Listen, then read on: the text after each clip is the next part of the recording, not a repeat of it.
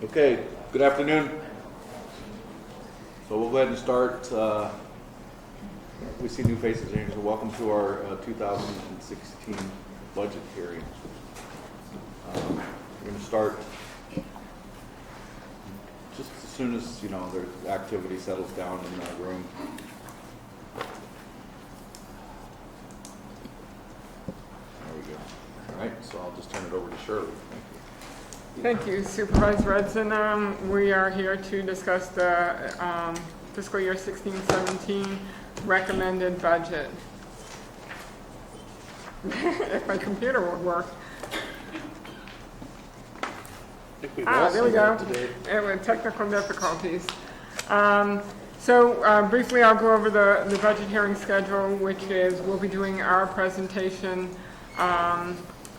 first. Behind us, the Sheriff's Office will be doing a presentation, then tomorrow morning probably the District Attorney's Office, Public Works, and the County Library. We'll talk about economic indicators.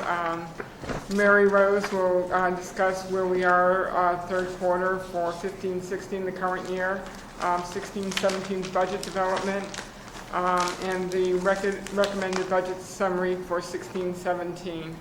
I will go over the department requests, looking ahead, conclusions, and recommendations. So, as I said, budget hearings will begin now, and we have a tentative schedule for subsequent days starting at 9 o'clock in the morning for tomorrow, Thursday, and if necessary, Friday. I'm hoping we'll have as good a time as last year and get through this a little quicker and not have to go that long. And as I mentioned, the schedule of the department presentations. Other departments have not chosen to do any presentations to the board, but will be available for questions. So just a little of the economic context at the national and state levels. The economies continue to remain favorable, though you see a lot of fluctuations in the stock market. Labor market continues to improve. Consumers' confidence remains strong. And housing trends, with maybe the exception of Calaveras County, remains healthy. State revenue projections at the May revise were actually a little lower than they were initially anticipated when the governor released his budget in January. But one of the things that we always talk about is the state economy is usually on a 5-year cycle of expansion and contraction. Right now we're in our 7th year of recovery since the Great Recession. So there's always those concerns for a future economic downturn in the next few years. And that was one of the reasons why the governor was so adamant about putting money into the rainy day fund. So, of course, local economic impacts, probably the biggest of all, was, of course, the Butte fire. It was pretty devastating to our county and continues to be. Property tax losses, the most recent update I got from the assessor is with almost 4,000 roll corrections, the net reductions in property values of over $52 million. They still have another 200 plus or minus properties to review. Those will be complicated and take the most time. So we're looking at decreases because of that, increases because of CPI, but that again is not the full 2%. Given the enormity of the workload caused by the fire, that means processing, reduction in values, and new construction, what have you, has taken maybe a back door. Leslie's back there smiling. And so we have budgeted it so that property tax remain stable, except for unsecured property tax, and those show a slight decrease. Sure. Or supplemental property tax. Excuse me. Can you speak more into the mic because the air conditioner is kind of overshadowing you a bit? I'm sorry. I always think I have such a loud voice anyway that I don't even need a microphone. Thank you. So what we are seeing is starting to rebuild and some new construction. So our permit fees are going up. Some of the things that are going to impact the economy is the timing of the FEMA and the CDAA, California Disaster Assistant Act reimbursements. We know that those may take a while before they get here, so that will affect cash flows over the year. We're also, we've talked about it a little bit this morning, tree mortality and the ongoing drought. Yes, we had a rainier year than we've seen in the last 4 years, but we're still dealing with drought. Maloney's is still very low. And the bark beetle kill and how that affects tourism, it remains to be seen. We have the medicinal marijuana cultivation that will, we don't know whether it's going to be a great thing for the county or a difficult and challenging thing for the county, but we have done the urgency ordinance. We have registration fees coming in. The board is going to be looking at a measure to go on November's ballot for a cultivation tax to bring in additional funds. Again, as I spoke, when I did this, I had the $53 million that we were estimating back after the Butte fire. As I said, at the moment, it's at $52 million and growing.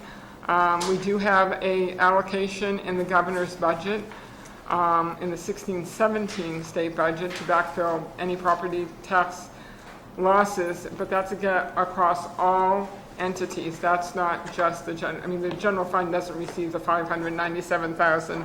It goes across all your special districts. So when you're looking at 16, just under 17 cents on the dollar, I think we figured it at about 97,000 or thereabouts for the general fund. Our local sales and use tax and the transient occupancy tax has been up this past year. Part of that, I think, is due in fact to all the contractors that have been in working on the Butte fire recovery, staying in hotels, local places, and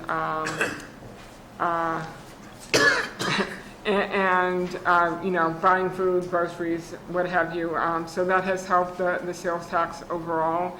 And we initially budgeted an increase of 2.5% for 16-17 because we know we'll still have people in here, the arborist contract, the debris tree removal contract when that comes. So we'll still have those contractors in, and we will still have people who will be building homes, purchasing those supplies. We have seen a significant increase in building permits for new homes as well, for new construction outside the fire area, but we will expect also inside the fire area. And so we have budgeted an increase based on the current trends and forward. And as I said, we don't know yet what the tree mortality or the medical marijuana cultivation impacts will have on the local community. That will remain to be seen. Okay. Moving into our third quarter general fund status. By the end of March 31st, the end of the third quarter, we should be, all things being considered, we should be at about 75% of revenue received. A couple of things to highlight on this slide. The taxes, property taxes, 55% were apportioned in December with the balance coming in April, so that's not going to be reflective here. Our sales tax, as Shirley pointed out, is running over projections, but our state sales tax in lieu is falling below what is expected. Again, what Shirley just stated is our license and permits and franchise fees are doing better than expected. And our state revenue, our VLF, 50% or 1.9 million was posted in January.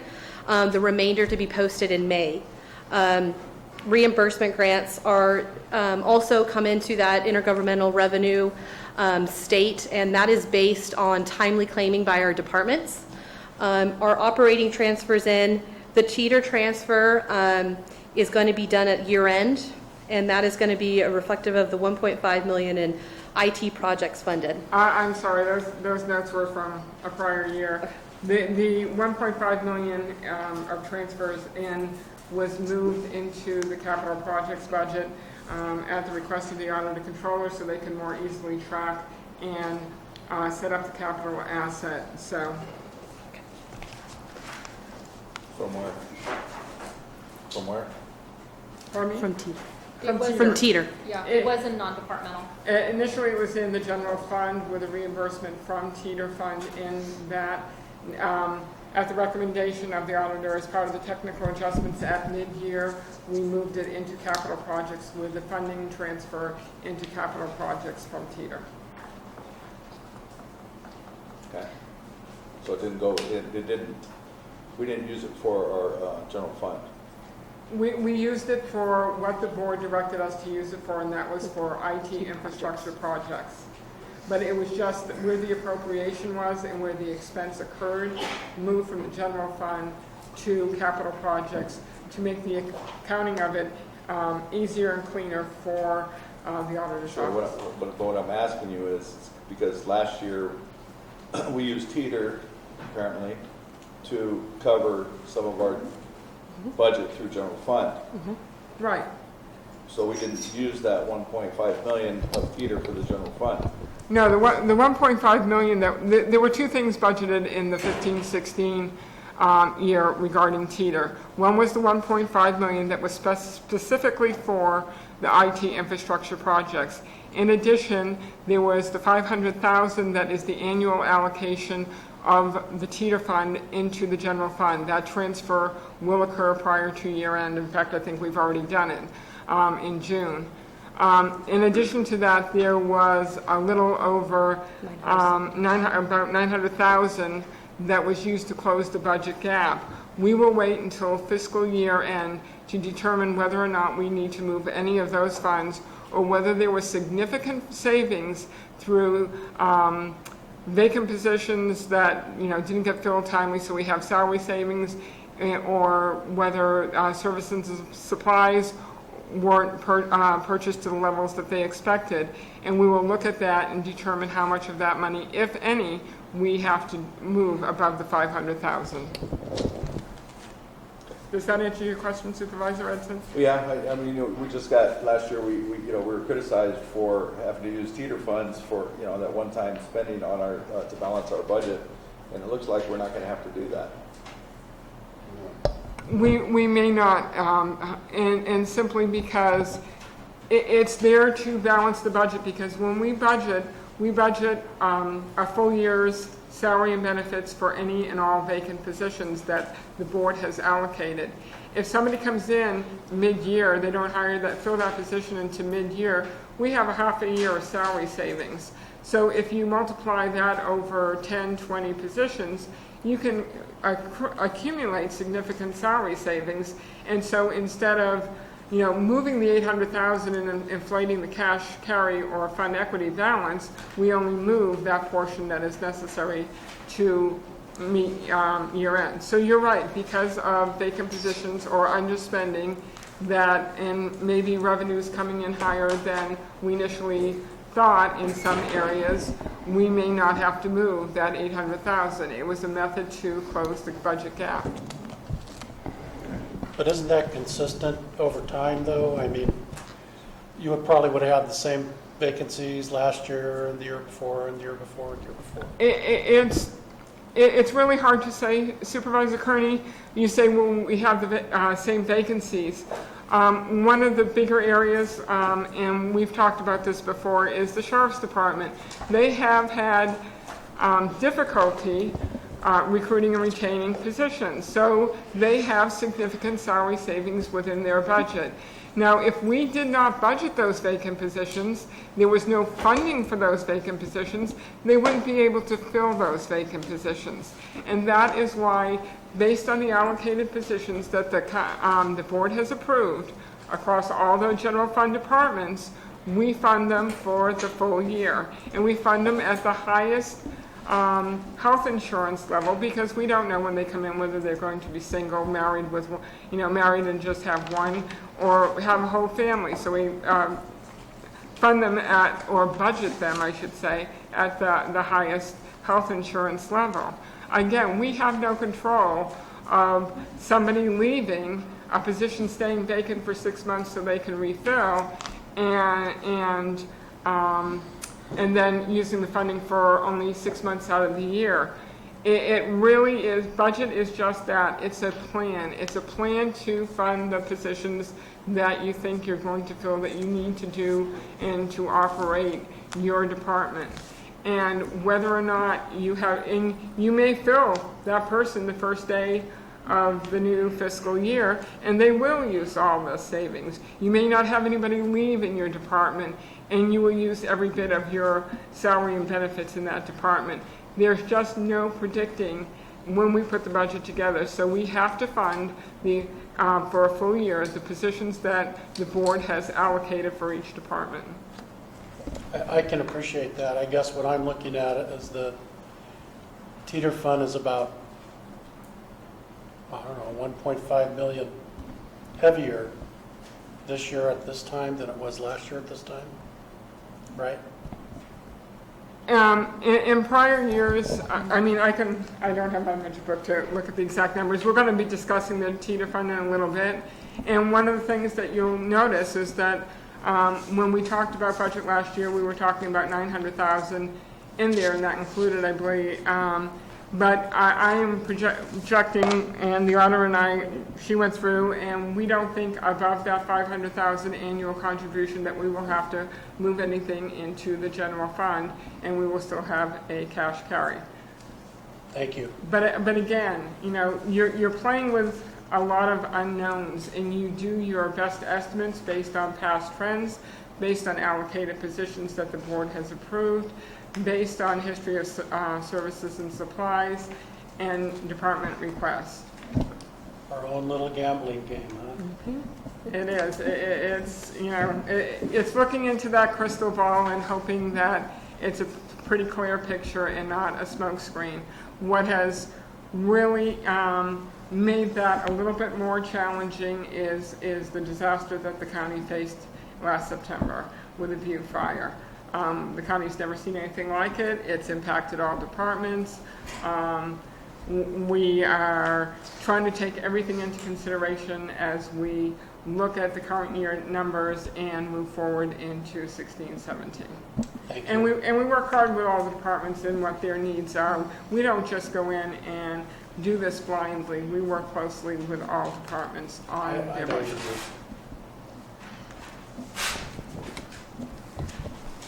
So if we want to do a year-to-year comparison of revenue based on the third quarter status, we're pretty much on track from year over year. The highlights, though, however, is the taxes, license permits, and fees were initially down due to the fire, a wetter winter. However, they are increasing overall going through the fiscal year. Also, if you look at our intergovernmental state, the CDAA advance for the Butte fire, the initial advance we received, that shows a significant increase due to that advance. Other financing sources, again, we had another change in accounting procedure, and that is reflective of the change in accounting procedure. And I think the auditor's office did, the auditor did a really good job at mid-year explaining what that was and how it was. And so it does impact year-over-year totals. But we have a process in place that really will make it easy for the auditor to do the county financial statements and track the transfers and chargebacks between departments. It's all around when one department provides a service for another department, or they're splitting cost of a service and the cost is budgeted in one department and into another. And the net impact of the budget is the same, it's just classified differently. So moving on to expenditures for third quarter, our salaries and benefits are tracking where they should be expected. Other spending is a little bit lower than we should be expecting at this time, and that's due in part what Shirley was just talking about, conservative spending of departments and so forth. Our operating transfers out, like we just spoke about, the teeter fund will be transferred, if at all, at the end of the year. We don't think those additional costs could potentially be there. The interfund transfers, again, the change in accounting. It goes with the other side. Yes. Yeah, if you look back at your prior page, you'll see a negative on other financing sources, operating transfers in about almost the same amount. And just the contingencies. was, I'm sorry, on the last slide, the contingencies in which the mid-year, when we came back at mid-year, is the 210 that the board approved at mid-year. The year-over-year comparison, salaries and benefits ahead. We actually are ahead this year due to the full percent COLA this fiscal year that we had prior to last year. The 4% hit last year in fiscal year 14-15 in January. This fiscal year 15-16 we did a whole 100% year of that 4% COLA, so it is showing an increase in salaries and benefits. Overall, other areas are showing a higher spending, but otherwise pretty much on track. Third quarter summary. Our revenues right now are at about $23 million or 59.3%. As we discussed earlier, the property tax revenues will post in April and June, so it was not reflected in the third quarter stats. The VLF also will post in May, or has already, posted in May, and is not reflected in these statistics. And then the balance of transfers from the designated funds are not necessarily reflected in this stats. Our expenditures are about 27.5 million, or 63.7%. We're slightly lower than the 75% expected. Our third quarter expenditures exceed revenues by about 3.7 million at the end of the third quarter. And that's not unusual, given that that was at the end of March, and given in April and May you have major revenue flow from property taxes and VLF. So moving into the budget process and timeline, budget development. As the administrative office states every year at budget time, it is governed by state law and guided by our board's principles.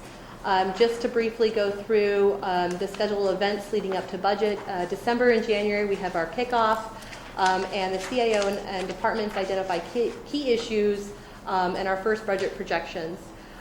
Usually around in February we give our mid-year budget report to the board, and based off of that budget report, the board then authorizes the CAO to give out instructions to the rest of the departments. Those departments then receive those instructions in May.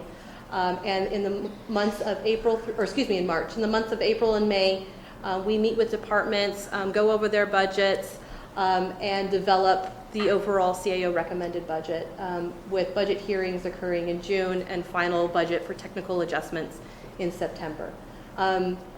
And again, as we have stated numerous times, it's a whole process of working with the different departments and staff to develop the budget. So if we want to just briefly go over the board adopted budget principles. So number one, rational and conservative revenue estimates. And this is supporting, making sure that we are not overstating revenues, that our revenues that we are estimating really truly reflect all program expenditures. Also, number two, avoid one-time solutions. We don't want to, it really speaks to the concept of not using one-time resources for ongoing expenditures, and it's really critical when we're talking about long-term financial sustainability.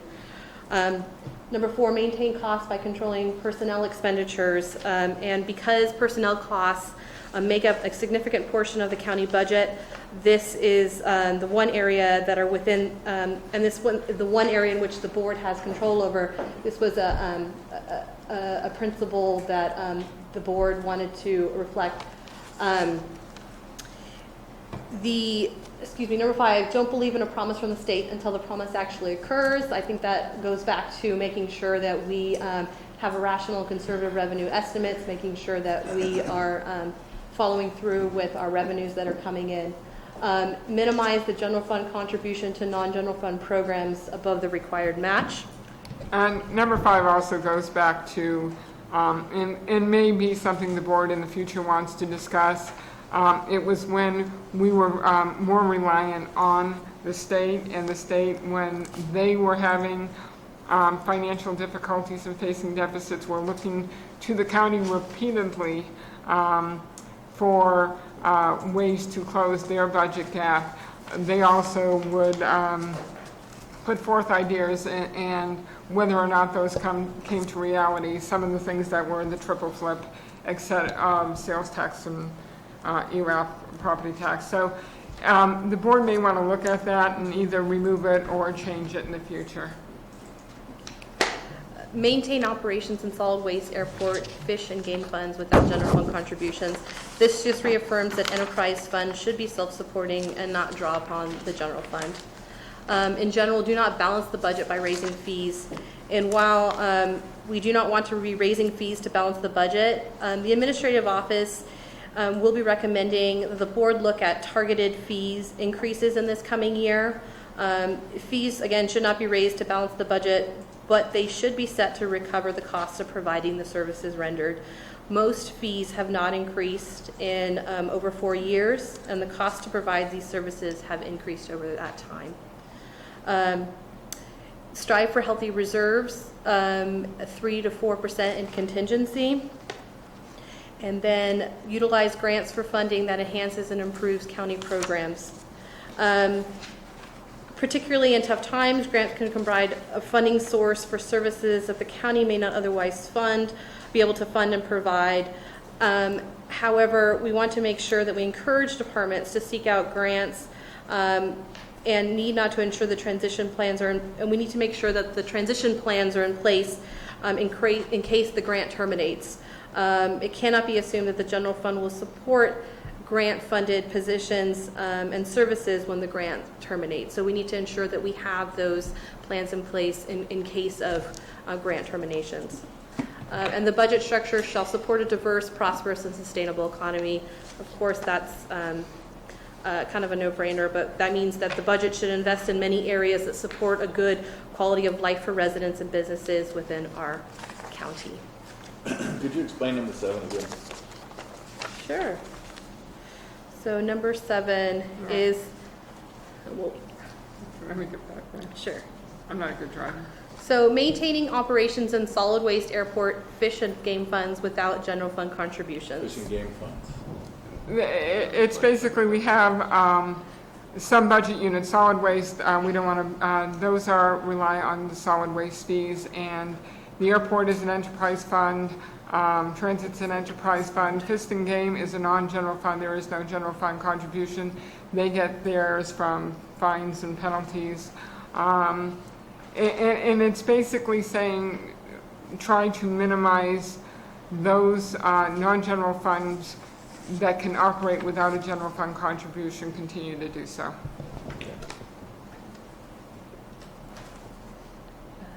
Oops, I went back again.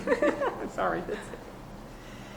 So the board direction for the budget for 16-17, the board directed a status quo budget, whereas departments would put together their budgets with the general fund contribution to remain at the same level as the 15-16 adopted budget contribution. Also, pursue cost recovery of services. And that was the fee study that we alluded to back in the board principles. We had come during 15-16 stating that we were going to bring forth to the board a comprehensive fee study with the fire and other things that were going on during 15-16. We haven't had the opportunity to really work with departments to bring forth that study. We still have it on our radar to bring forth in 16-17. And one of the challenges is when you're doing a fee study is time and materials and what does it really take. And we have not had a time and attendance system to really help us track that. And as we go forward and talk further, we will be discussing a time and attendance system for the coming year, which will help with departments doing those studies to determine what the fee recovery, the current fees are and what are they recovering in terms of cost. The board also directed for us to include the significant impacts such as the Butte fire recovery costs, the tree mortality costs, the medical marijuana cultivation registration program, and also at the time we're going into bargaining negotiations with our labor unions. We secured an 18-month extension. That'll be up on June 30th, 2017. So that's something that will also impact the budget as well. Okay. Oh, sorry. So moving into recommended budget summary. Can we go back just one quick note? Sure. Bargaining unit, the 18th month extension. I understand that we are looking into making provisions beyond that 18th month period in our budgets there for increases, expected increases. We did a 18-month extension with all bargaining units except for the Sheriff's Management Unit, and it extended the contracts through June 30th, 2017, which is through this fiscal year, with minimum financial impacts. There was the 8% increase to the county contribution for health insurance, small increases to uniform allowances, floating holiday. But that contract will come to an end on June 30th, 2017. Beginning this spring, we will be negotiating once again with all bargaining units for a new contract. Okay. So we're making preparations for that negotiation now. Yes, we are. Yes. I want to make sure we got that. I got that one. So the recommended budget summary. So for all funds, we are recommending a budget of revenues of 123 million, just over 123 million, with appropriations of 140, over 140 million. To fund the gap, the deficit gap, there's fund equity of just over 17 million. So looking specifically at the general fund revenue, it is recommended that revenue is at 53.6 million, the total revenues were at 53 million. We've estimated 48 million in revenues with a teeter and fund balance to fund the gap up to that 53 million. If you look at a couple things to highlight. So our fund balance, when we look at that use of teeter and fund balance, working with the auditor's office, we estimated the fund balance from 15-16 is just going to be over about 3 million. So and then using the additional teeter monies of about 1.8 to fund that 4.8 million.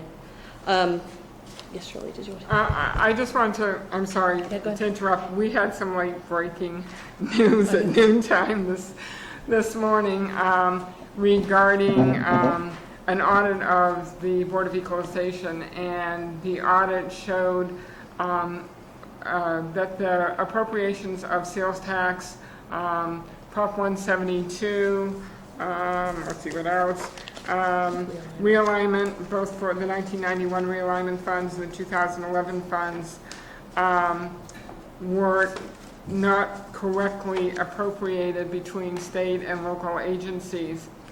What we don't know is whether they gave too much to the local agencies, gave too much to the state general fund, or vice versa. We don't know how much that this misallocation is. We don't know whether we're going to have to pay any of that back, or and if so, how much or when. So when we did and mind you, we got this at about noontime today from the state, from CSAC, giving us a heads up. So there's a lot of unknowns, but when we built in the budget for the sales and use tax, it was based on the trends we saw locally, and I think we held Prop 172 monies where they were. Realignment monies affect the non-general funds, but or pretty much, though there are environmental health receives some realignment money, but we just want to caution the board that we may be looking at that, and that may, hopefully we'll know before final budget. If not, it will be requiring a mid-year technical adjustment depending on what the state comes up with. Anything you want to add, Rebecca? Sorry, didn't mean to. No, that's okay. It kind of takes care of our, our text. And then just other highlights, if you notice, the intergovernmental federal revenues obviously have increased, and that's due to FEMA reimbursements for Butte Fire. We have decreases in charges, mainly due to a decrease in our indirect cost plan, our A87 plan, and our license permits and fee increases due to the building fee increases that we have been seeing. So this is just, yes, sir. Taxes.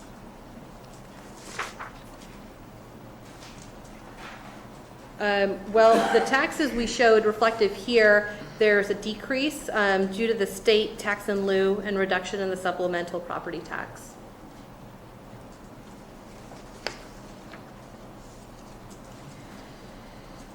So just as a graphic to be able to put it in perspective, you can see that the taxes are at about 26% of our total revenues, whereas the intergovernmental, state and federal make up an additional 23%, with the other revenues coming in. And both the federal, intergovernmental revenues, federal and state, are mainly the huge, it becoming a bigger piece of the pie is due to the Butte Fire response and recovery coming estimated revenues. If we look at appropriations, this year recommended appropriations are at about 53 million. If you notice, we added an additional functional area of a disaster recovery, which is reflected of that 10.6 million in the 16-17 budget, and that's why we're showing that significant $10 million increase in appropriations this fiscal year.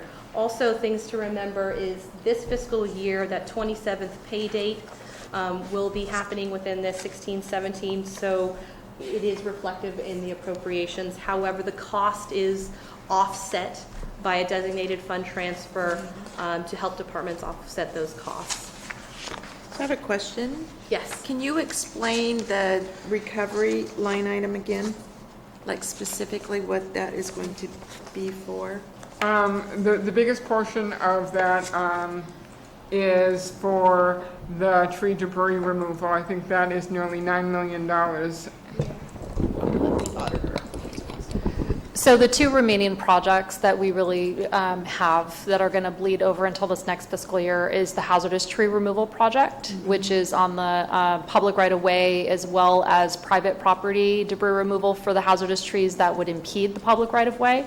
Okay. And then in addition, and that's the largest project, Okay. and then in addition to that, we have road repairs that are non-federal aid roads in our county system. That is about 1.9 million. So about 1.9 million is related to the road repairs, and the remainder is hazardous tree. Okay, so nothing to do with bark beetle? Nothing. We're just talking about Butte Fire. Okay. Actually, Well, that's not true. You did include, yeah. about $50,000 is included in the 17 budget for tree mortality, and that is basically the project and the portion of it until we can get up and going. And we know that an application has been submitted to CDA, California Disaster Assistance Act, but we don't know if that will be accepted or not. Some of this is the preliminary work that's needed to support that application. And additionally, and we don't know yet whether it will be a federal disaster or the state. So just Right. a small percentage then of, It's just $50,000. It's just 50,000, just so we could bring in a consultant to help us prepare for that. At the point that we do get CDAA grant funding, some sort of declaration, grant, something, then we'd have to come back to the Board of Supervisors to get that budget augmented. That's where the real costs come in, is actually removal, and so we're not at that stage at all. Okay. And there's no funding for that at this point for us. all right, thank you.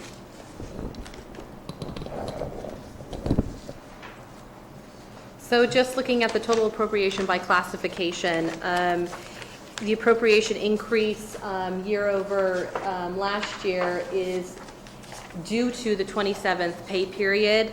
It's also due to increased positions for our medical marijuana ordinance, and also due to increases in PERS and health insurance contributions. Our services and supplies have increased this year due to Butte fire costs, what we were just speaking to. And contingencies this year are budgeted at 2% versus 3%. But last year at recommended budget, we also brought forth about a 2% contingency. By final budget, we had increased it to the 3%. Explain salaries and benefits again. Yes, sir. So within this fiscal year in 16-17, we will have an additional pay period, pay date, excuse me. Instead of the normal 26 pay dates, we will have 27. So those costs are reflective in the increase from the 24 million to the 27 million. As is the new positions, the board has already approved 5 new positions, 2 code enforcement officers, 2 sheriff's deputies, and a limited term position for county council. In addition, there are a sheriff's sergeant position and a egg biologist and Technician. environmental health technician. We'll be getting to all the positions that are in the budget, so increasing that salary and benefits line item across the board. Those will be funded with registration fees, obviously, or hopefully.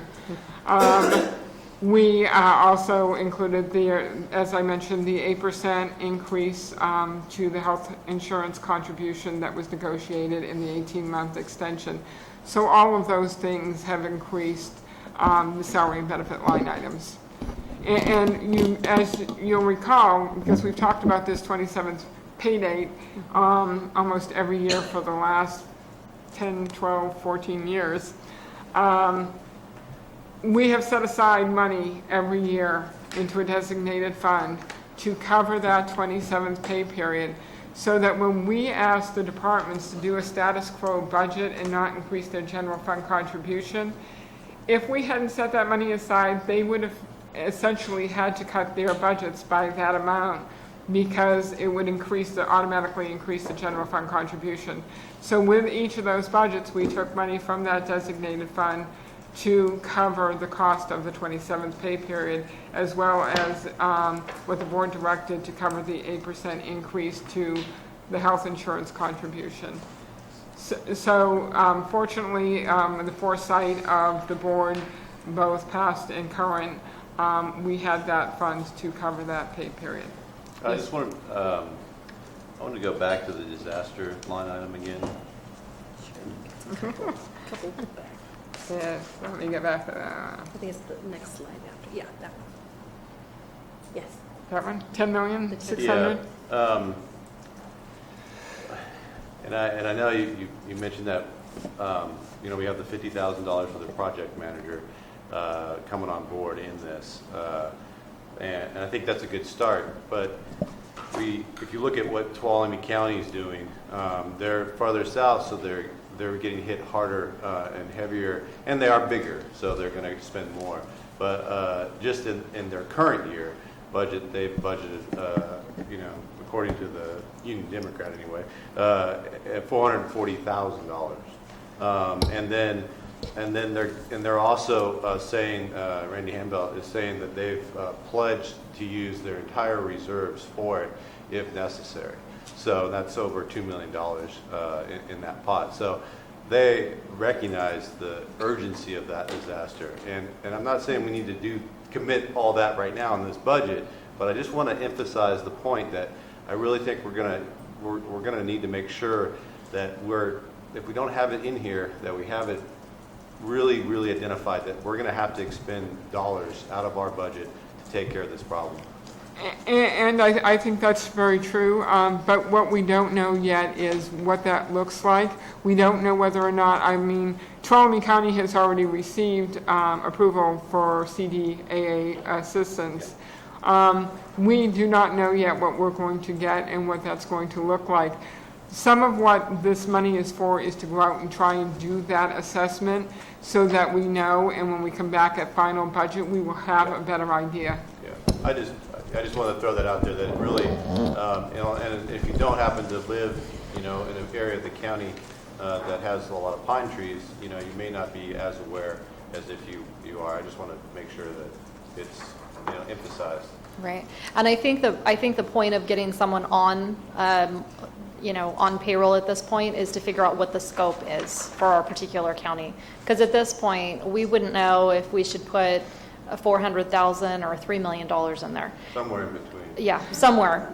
And so Start at $3 million. this person can help determine what that scope is. And also, we're going to be utilizing, since the arborist is going to be out there in some of those areas anyway, in your particular district, if they happen to see particular areas where there is sections, they can report back to us so we know that's where we got to start looking. It doesn't get up the hill, up the Highway 4 corridor, but it does get part of the other part of the county. So when we get that information, we'll definitely have to bring it back forth. Yeah. We also did the satellite imaging of the county for another reason related to medical marijuana. So once that information is loaded into our GIS system, then we will have some availability to use it not only for what it was intended, but to look at what those trees are and then rate a spread.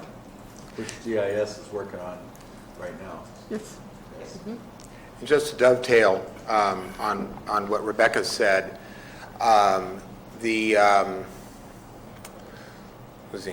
derailing myself here.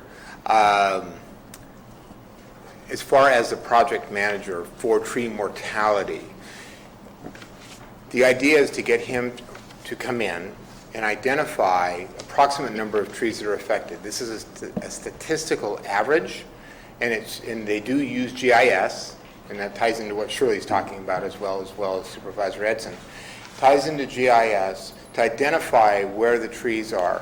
CalAm as well has been working on this and forwarding information to the county, and I believe they forwarded information to the board as well. And the idea is to study those maps and then to go out and do ground truthing along with that GIS database as well. That is part of the information that Cal OES is going to need to approve the CDAA funds. Okay? So they want to know the approximate tree mortality. I think in Tuolumne County last year at this time it was 27%. They also want to know the approximate cost of removing and disposing of those trees. Tuolumne County estimated $1,000. Our estimate on the burned trees that we were talking about this morning is $1,200, and we might be able to use that number. So again, that's part and parcel of bringing that person in for tree mortality we were discussing this morning. Thanks, Brian. And then, just to make sure, so that disaster recovery item rolls into the service and supplies? Yes, it Yes, does. it does. Okay. Yes, and that's actually what this graph is reflective about. The salaries and benefits also obviously being the 43%, that salaries and supplies, what we were just talking about with the disaster recovery, the large portion of that being the disaster recovery. Okay. And normally you would see salary and employee benefits up around 60%, but because of that $10 million in services and supplies for the recovery efforts, it really changes that scope. But if you pull that $10 million up, it's closer to 60%. Okay, thank you. That 27th week Yes. is about $1 million a week, right? Yes. So legitimately, our wages are up in real dollars, a little less than 5%. They're up about $1 million. Well, you have to take that out, but plus you see a $2.3 million in change. That's also including those new positions for medical marijuana. So you have to pull that out as well. But when you look normally, if you take that $10 million out of recovery out of your appropriations and you do the calculations, you're about 60% salary and benefits. When's the next 27th week here? Oh, probably another 12 years. Oh, I thought it was about every 4 years. No. No? No. The last one, I think, was around 2005-06, that fiscal Yeah, year. forget about it. But that's why we started putting that $125,000 every year away. When is that 27th pay period? It's, well, if you count, the first, well, not really, it's June 30th. I know, but when we pay it in terms of pay date, that's it's the December payroll that actually costs us. Calendar year. So it's a Yeah, calendar. Well, that's good. because the first pay date of the year is July 1st, and the last one is like on June 29th or 30th.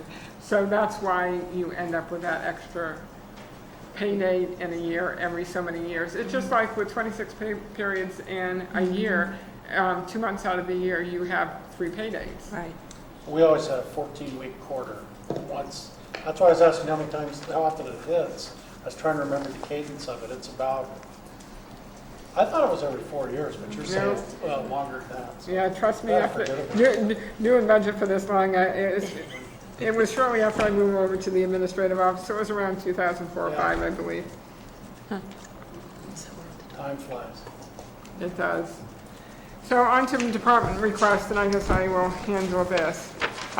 We had a number of requests that departments wanted both position-wise and capital assets, and because of the departments and the type of requests they were, I kind of broke them out a little differently than in past years. The first general fund request as a group we're going to talk about is related to the medical marijuana registration program. In that, funded with those registration fees in the budget is new positions for the sheriff's office. There were 2 deputy sheriffs that the board already approved on May 24th. There's another new position that came up after we came to the board with the sheriff's, the 2 deputy positions, and included in the budget is one FTE for a sergeant position. There's 2 unmarked 4-wheel drive vehicles, and there's a variety of other equipment that they determined that they need, night vision goggles, whatever. I forget what the list was, but I got a list, and it was $14,119. In building and code compliance, there were 2 new code enforcement officers. The board approved those on 5/24 at the same time as the deputy sheriff's positions. There were 2 4-wheel drive vehicles for those code enforcement officers, and 2 computers that they would need to track everything. Any new employee would need a new computer. In county council, there was a limited term, deputy county council, and a computer to go with that position. In environmental health, environmental management agency, there was an ag biologist and an environmental health technician. In planning, there were extra hire planners, 2 of them, with equipment. And in human resources, built into the budget was $10,000 in overtime. That would be specific to the recruitment of all those above positions that would be reimbursed through medical marijuana registration fees. So all the positions and equipment will be funded from, hopefully, the registration fees. The total cost of all the positions and equipment that are in this recommended budget is a little over $1 million. Registration fees received as of yesterday, actually this morning when I ran the report, is $322,400. Of that, $320,000 are commercial, $1,400 was from personal people who were doing it for themselves, and $1,000 from caregiver. We will know by June 30th what the total we received in registration fees. I put in here that reductions will need to be made if the registration fees do not cover the budgeted program appropriations or delay in hirings or general fund. But everything that I have been hearing is that we will have a significant influx in the last 2 weeks of June, and the expectation is that we will meet the required revenue to fund everything in the budget. See, Ryan, I understand that, so we have about 60 applications for commercial growth in the plan. 320,000 by 5,000?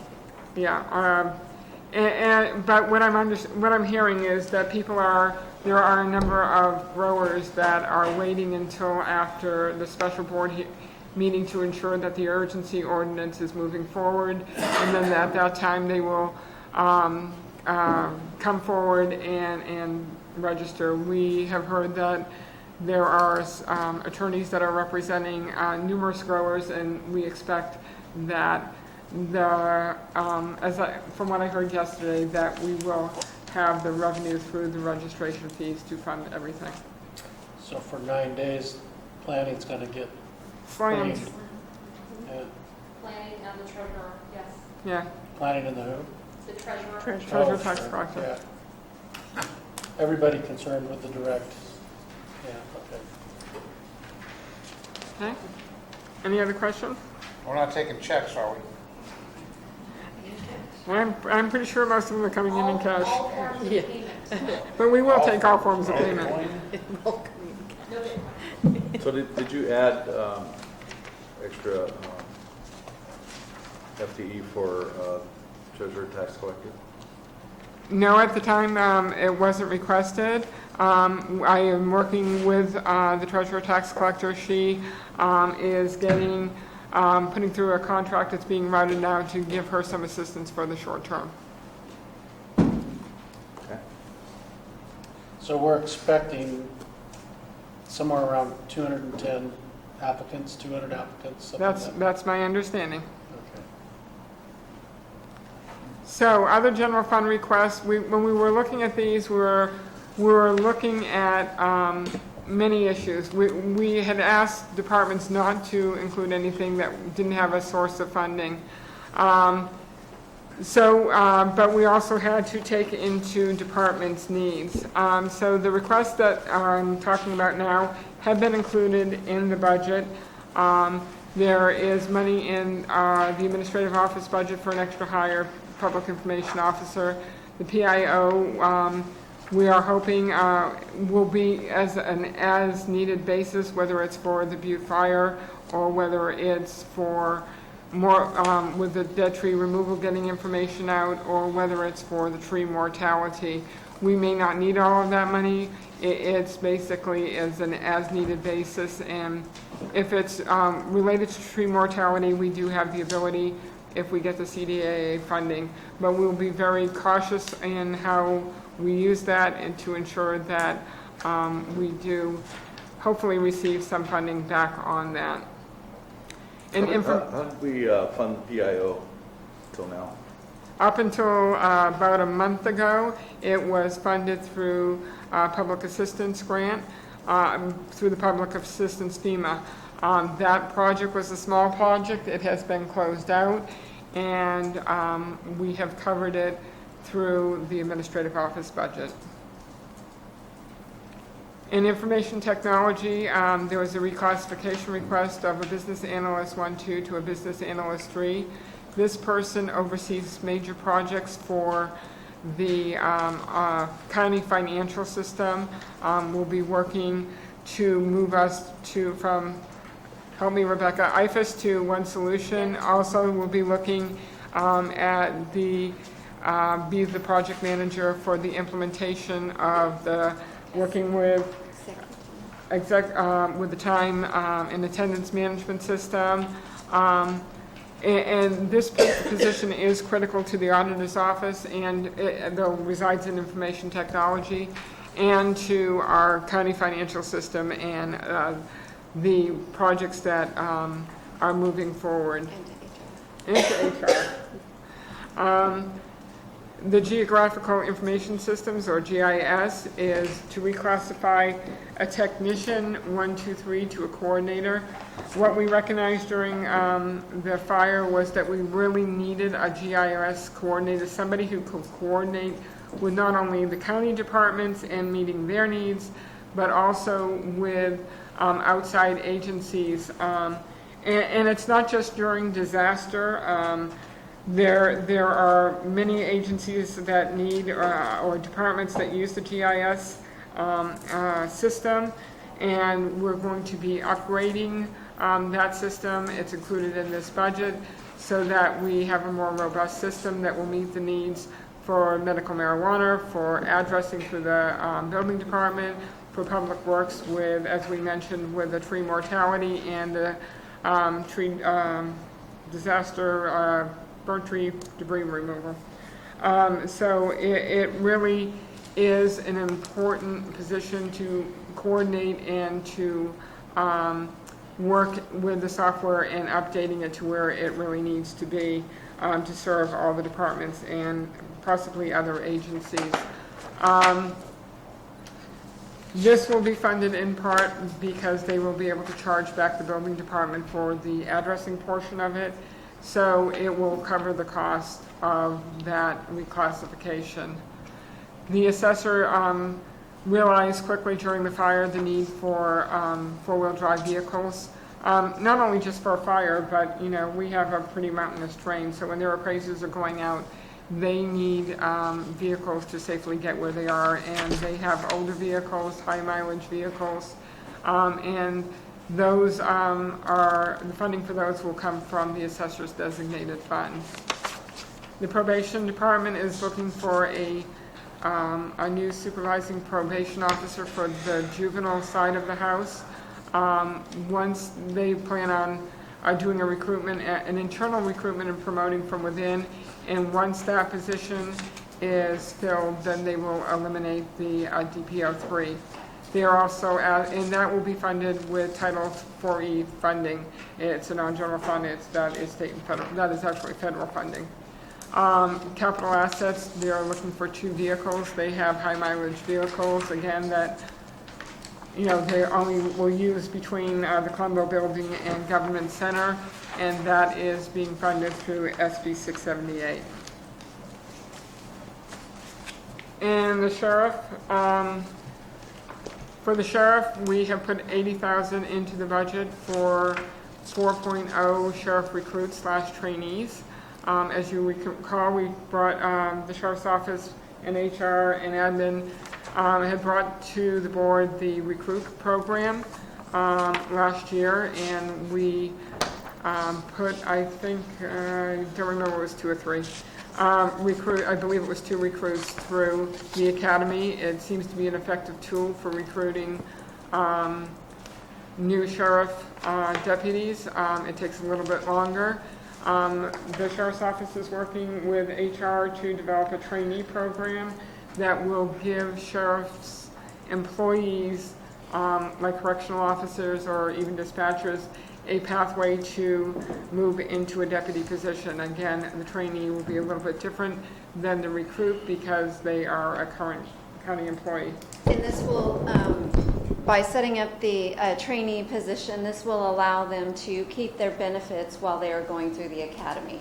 They don't have to go into what is an extra higher position. They will remain a permanent employee through the trainee program.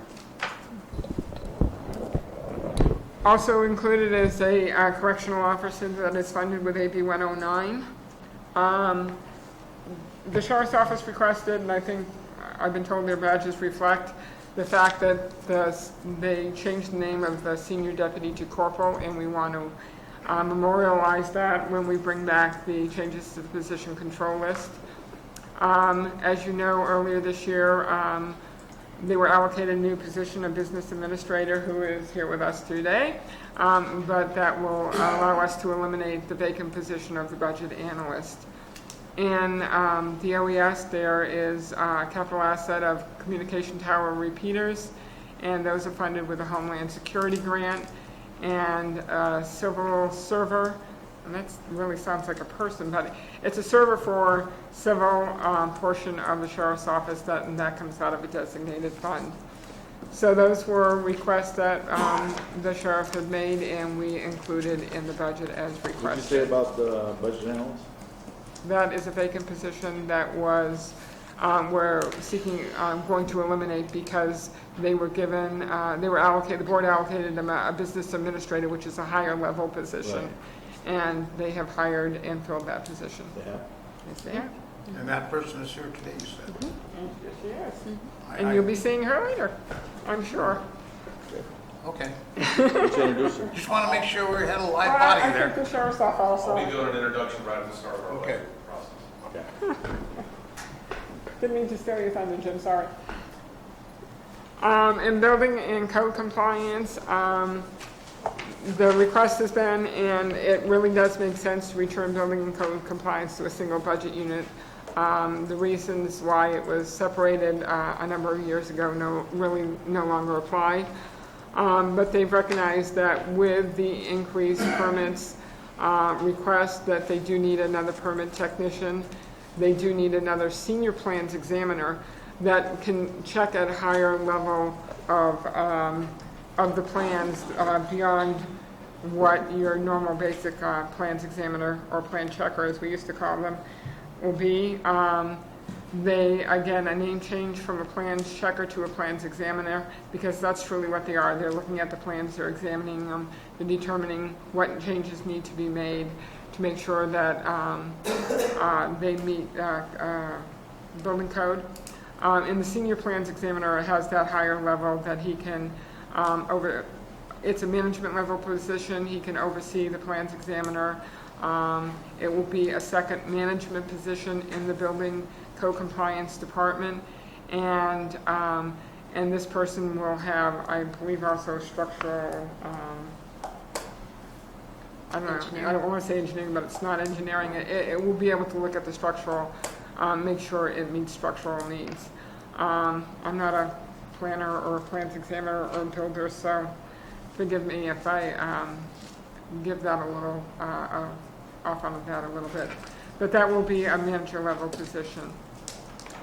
Capital assets, 3 pickup trucks and a Ford Escape or a similar SUV. And those are all funded either through the increase in the building permit fees, because building and code compliance has to be solely reliant upon the fees that they collect. There is no general fund contribution to building or code compliance. And they also have designated funds, so they can, and that under code cannot reach a certain level, so they will be, and it was specifically set up so that they could purchase the trucks and vehicles when needed. The library is seeking 6 new 0.3 branch library assistants. When the new county librarian came on board, she worked with the Friends of the Library, and it turns out we had volunteers or others that were keeping the branch library open above and beyond the 18 hours per week. And yet the request from the community and from the Friends was to keep them open a little longer. So the Friends of the Library has agreed to fund the cost of that addition. And this solves some problems with having libraries open and not having a county employee there. So the last two, including the library and building code compliance, truly aren't general fund requests. They are general fund departments, but they are not funded with general fund dollars. Okay. That's a good play on words. So, question to you, Orion.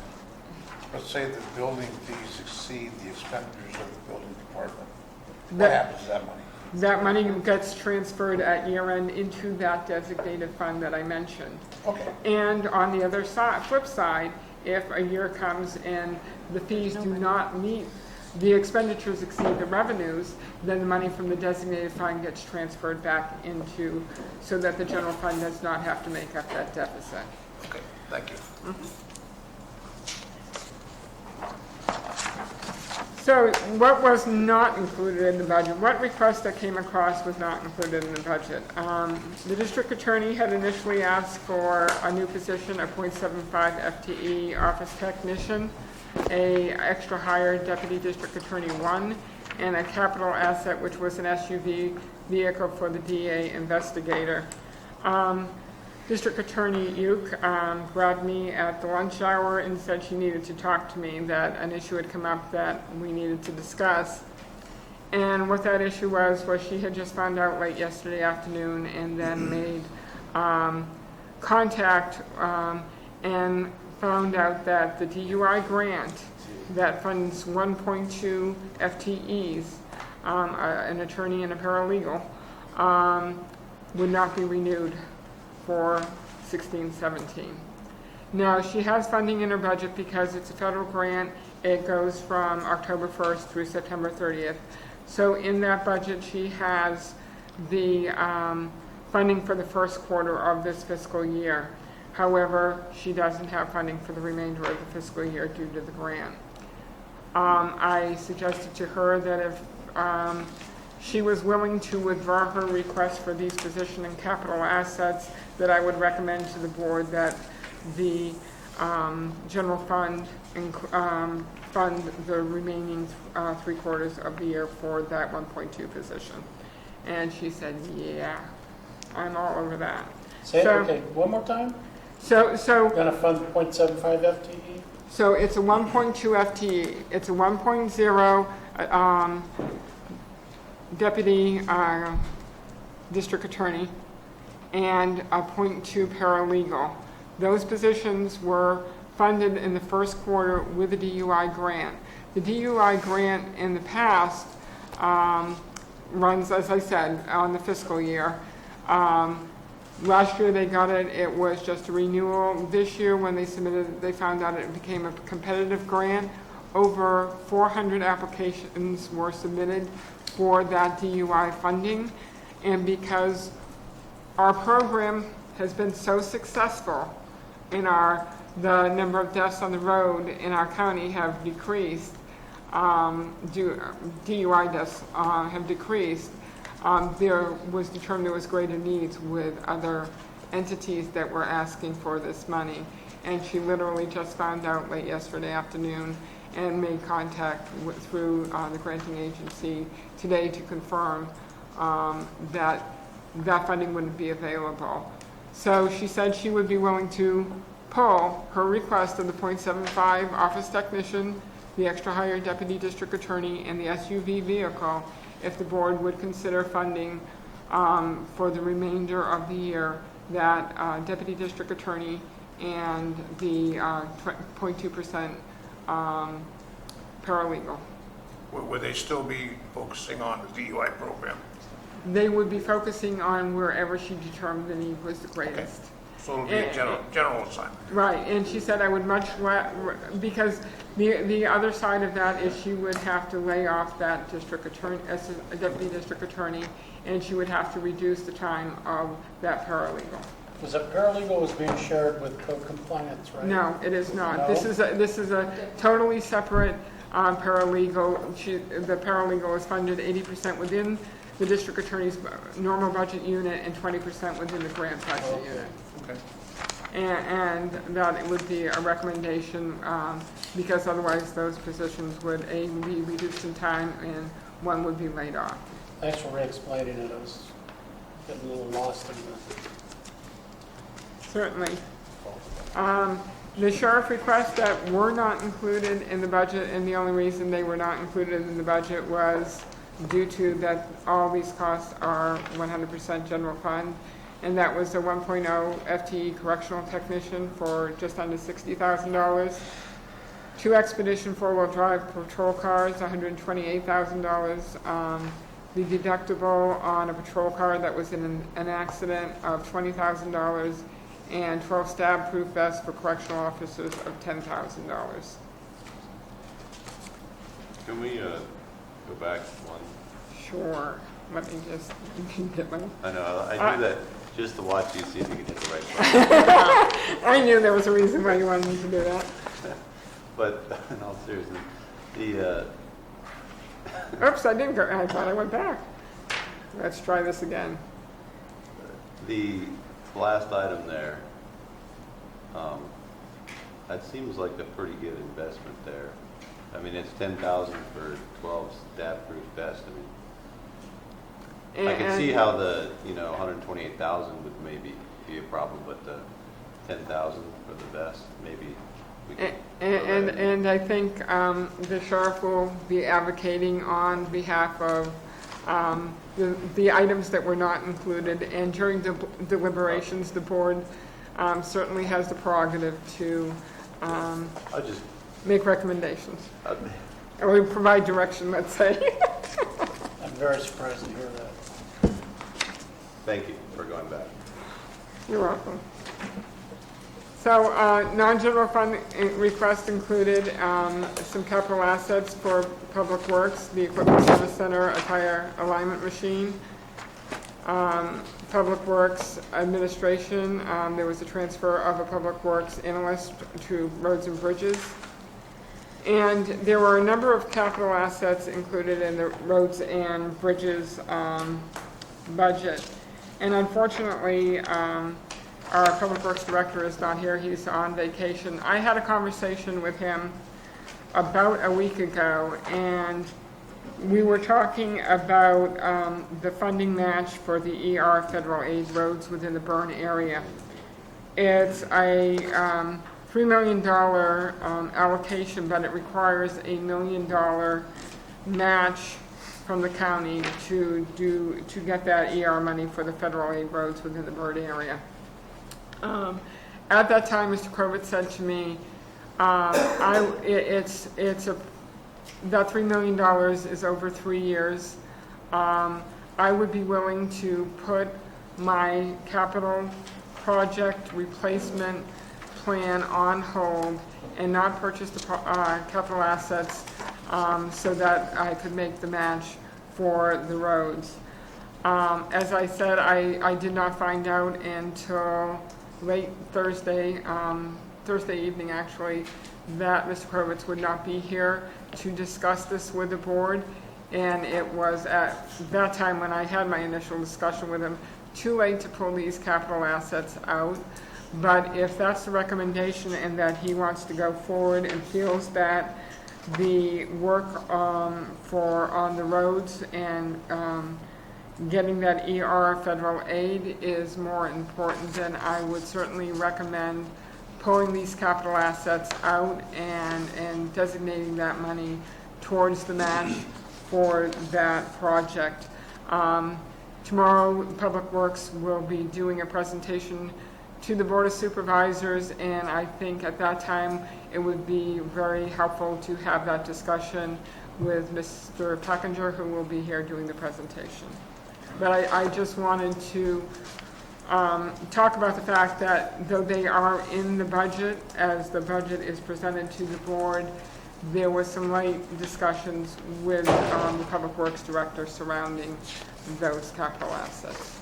So, Oh, you weren't quick enough. Let me go back. I paused just so you could go forward. Just to be clear, so I understand, when you were saying pull them out, they're pulled out right now. No, right? they are not. They are included in the budget. Oh, So- these are the requesting, okay.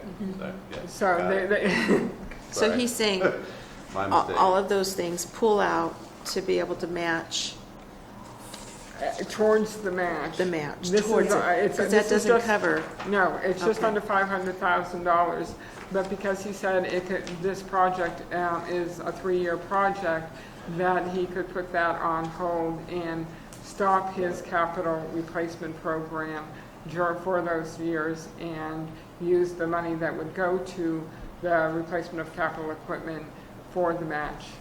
So next year, you also, for 17, 18, you What? also would not see Yeah. capital assets, and for 18, 19, you also would not see capital assets it's, And they're in roads and bridges. in roads and bridges. okay. So it doesn't What's the touch the $1 million, integrated waste. $1 million to get $3 million. So that's and that's really why I wish I think that when Public Works does their presentation tomorrow, it really bears discussing with them what is important. Is it important to go forward with the ER federal aid roads projects, or is it better to not move forward with that and have availability of equipment and other road maintenance costs going forward? So that, I think, is a discussion for the board with Public Works tomorrow. He's not going to call in. Jeff's calling in, right? No, Robert's gonna take care of it. Oh, good. So just so you know, when the fire went through, you've got all these roads are in our county system. However, some of them are considered federal aid roads and some of them are not. And so when FEMA and the state look, they draw a very clear line between federal aid roads and non-federal aid roads. So they're prepared and have approved to pay using public assistance for the non-federal aid roads. That's what we brought up earlier, is the $1.9 million initial estimate for the non-federal aid roads. But on the federal aid roads, public assistance does not qualify on federal aid roads. And so you have to look at other grant opportunities through the Department of Transportation, and that's why it's a much higher match.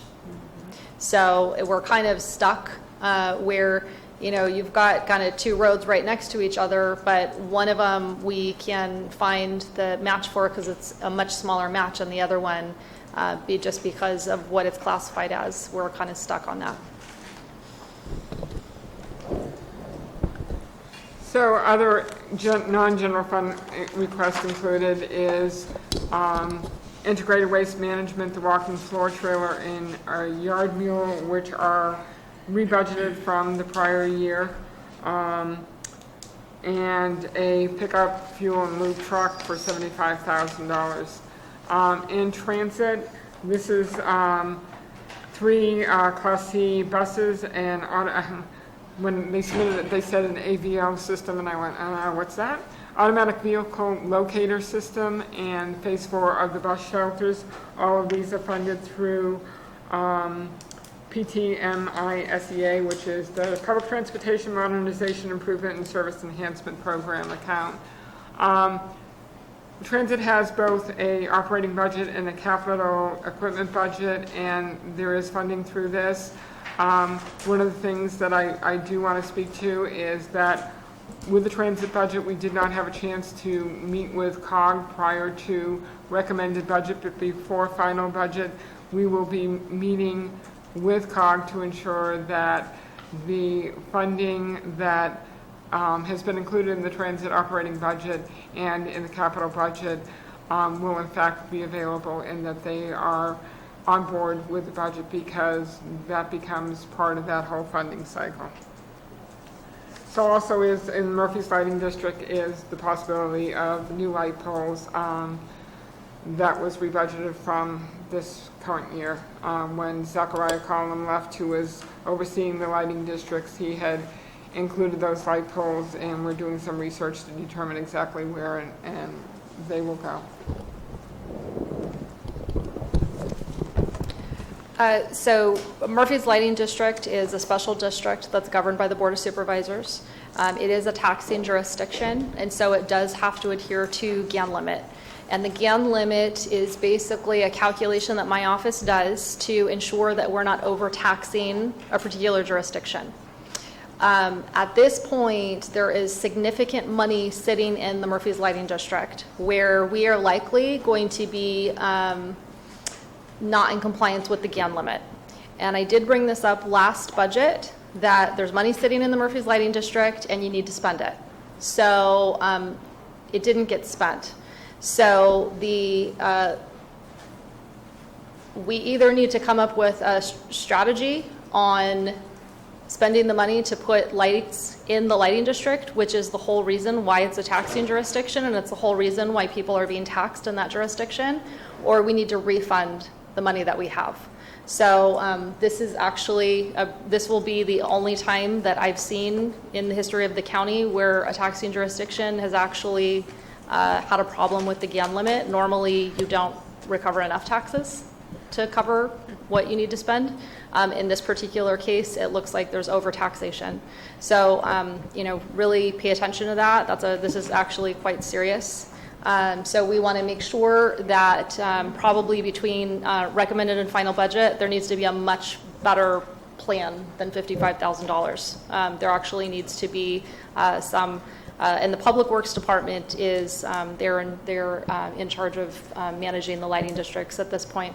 There needs to be a discussion with the specific lighting district and work in that community to ensure that there is a strategic plan on spending on infrastructure there. Auditor Kellen, Would there be a chance of getting the acceptable projects in the Murphy's Lighting District that we can look at spending some of this money on, other than streetlights? Lighted crosswalk systems, stuff like that. I would have to defer to Public Works in terms of what's allowable in terms of lighting per code. But, you know, there's a lot of opportunity for lighting, not just light street poles, so. If I can get that information, that'd be very helpful. So maybe we can ask Robert when we. Robert, it just needs to be made a priority, so I'm urging the board to ensure that that is a priority. Because if it's not, then we will, I have no legal, all I can do is refund. I understand. But Okay. So basically, she's saying, we're asking you to hurry up and spend that money, which I never heard before from them. So I never say that, right. ever. Well, it has 155,000 in it, right? That's what this says. what? Or give it back. I don't recall what the balance is in there. So Well, that's not new that. light poles are 55,000. No, that's Grand total for the expenses. budget. I'd have to look at what the fund balance is. That's the budget, because there is money that is transferred every year into the reserves. Okay. for- Well, it shouldn't be that hard to chew. I mean, that goes pretty quick. I want to say there's closer to $500,000 in there. Oh, okay, I'm reading it wrong. I didn't looking at the assets. Keep your eye on District 3 money. He was thinking about spinning down there. So, yeah. Yeah, well, That is a budget, and there is money in the reserves portion, and so that will increase the fund balance. Spend it or lose it. Where is it? Health and Human Services, we had to create, it was recommended creating a administrative unit that, because it oversees all of the different programs, public health, behavioral health, mental health, substance abuse, human services, CPS, eligibility, et cetera. And so to better track those costs and allocate them out to the different units that have different funding sources, it was really recommended, and to pull them out of the merit system because they oversee both merit system employees and, non-merit system employees. So it was the recommendation that we move forward with this. We had talked about it last year, but it wasn't quite ready to go. So in doing so, it will move the director and deputy director of Health and Human Services into this budget unit. But we also have to reclassify a number of positions because they were merit system and they will now be non-merit system. So that includes reclassifying a program manager fiscal to a business administrator, which is really equivalent to what Public Works has and what the Sheriff's Office has, our other two largest departments. Reclassifying a staff services specialist to administrative assistant. There is no change in the cost of the position. Reclassifying a staff services analyst to a contract management analyst. And basically that brings the duties of the position more in line with what that position is. And as I mentioned, transferring the deputy director, director and a senior administrative analyst to the new unit. Also included is one new position. It's the eligibility worker 3, and this is that will be working with the district attorney's office on fraud cases. It's a requirement under Welfare and Institutions Code, and a social worker 1, 2, 3, 4, but it's a 4 position that manages adoptions. So also included was a 1.0 program coordinator limited term, and that is for public health. And it's grant funded, and the position was needed as a requirement of the grant. We're reclassifying 3 public health nurse 1-2s and 1 public health nurse 3 to a new series, so it's a career ladder series 1, 2, 3, and correctly classifying them as part of the miscellaneous unit where before they were in management professional. They are requesting and included 2 four-wheel drive vehicles, again, running into some of the same issues that the assessor's office did in going up into the burn area and some other challenging areas. They only have 1 other four-wheel drive vehicle, I believe, and that's in the human services side. Those for the CPS workers, APS workers, etc. 1 vehicle for public health, 1 vehicle for mental health, and a generator that is grant funded, and it will be used in emergencies as the CalWorks building will become a central agency in case of a pandemic, and that will be, the generator will be there in case it's needed and available to keep the power going and running. Most of the vehicles that are replacing high mileage vehicles. In the air pollution control district, and those have there's no increase to the general fund cost for any of these positions within the agency.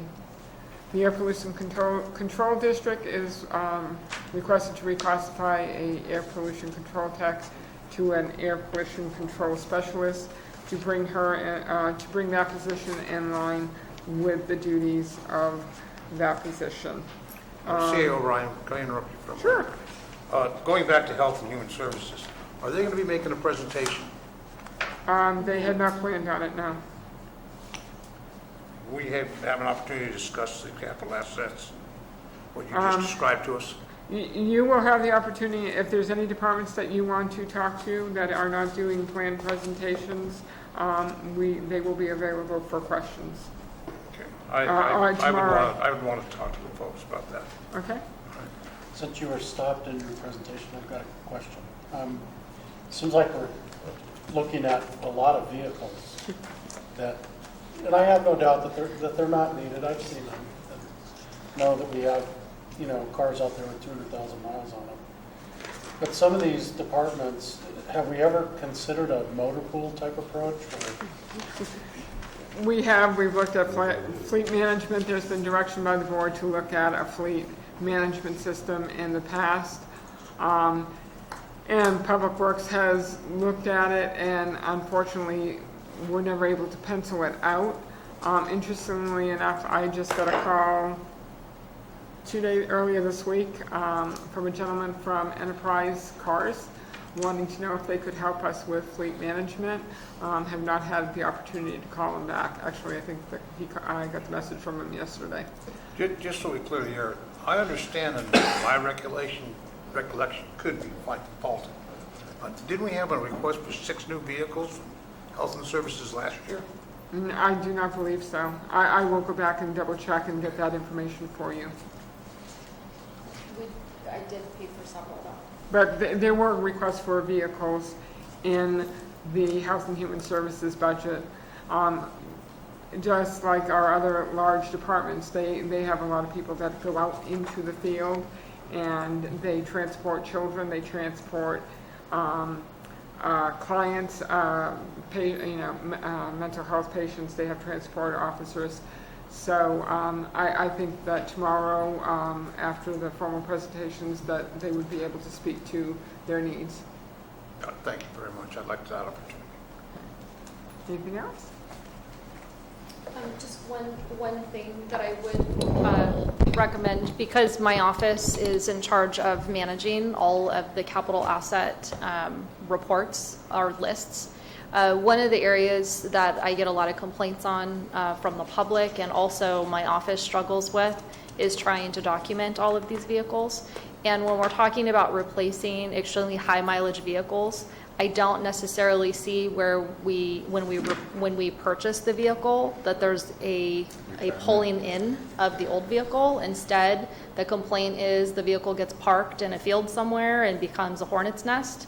And so I would like to see, and that would be really funny if it weren't true, but I would like to see some sort of process where if you're replacing a high mileage vehicle to get it off the roads, or it's no longer of use to you, that it gets pulled back in, and it should just be kind of a swap out.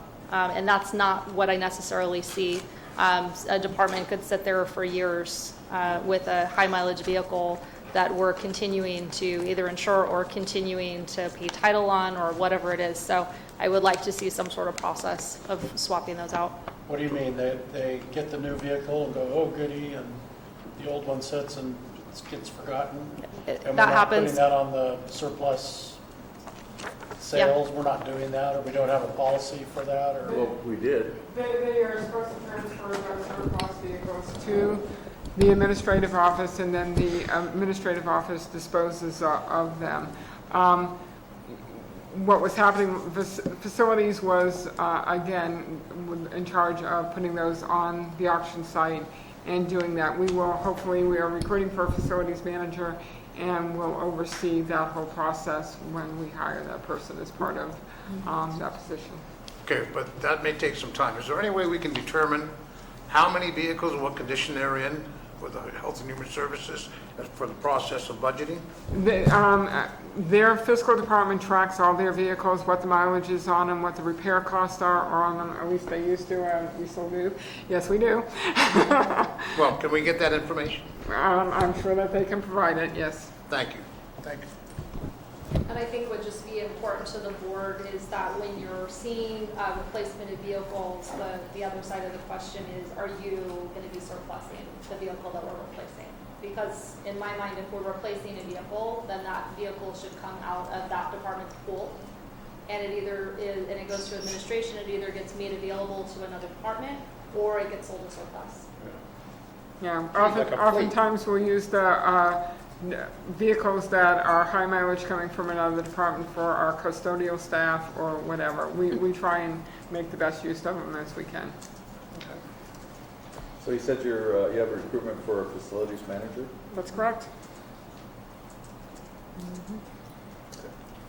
So what did we not include in the budget for the general funds?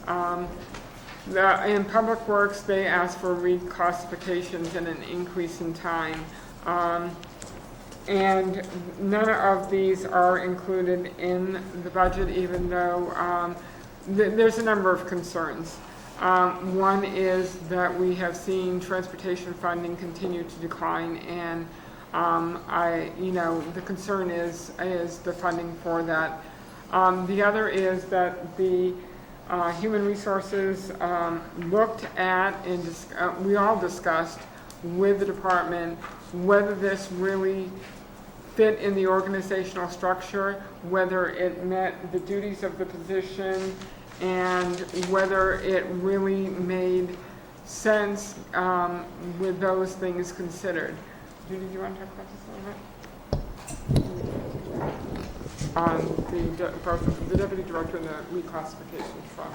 On the position of the business administrator to the deputy director of finance, we looked closely at the existing job description of the business administrator, which fits the duties that the person is currently doing, and felt that it was not necessary to create this position. And it would also create in the org chart, if we were to in future try to add a deputy director of, say, operations, that would truly need to balance out their org chart, somebody that could be a true backup to Jeff, somebody that has an engineering degree, then we would be too top heavy in public works.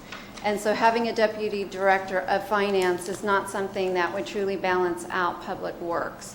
She's able to do her duties now as a business administrator. And I believe you also looked at Other agencies, and that position doesn't exist in other agencies our size. We couldn't find it in pretty much other agencies. And then also with reclassifying, the permit text to administrative assistants, truly it's also outside the scopes of what they need to be doing currently. And they did reclassify one of the permit techs last year. So they really need permit techs to handle that function. And as Judy said, that their duties and positions match up closely. In Health and Human Services, I didn't want to list all the other new positions, reclassifications, and elimination of positions that have been deferred. They are in my budget memo.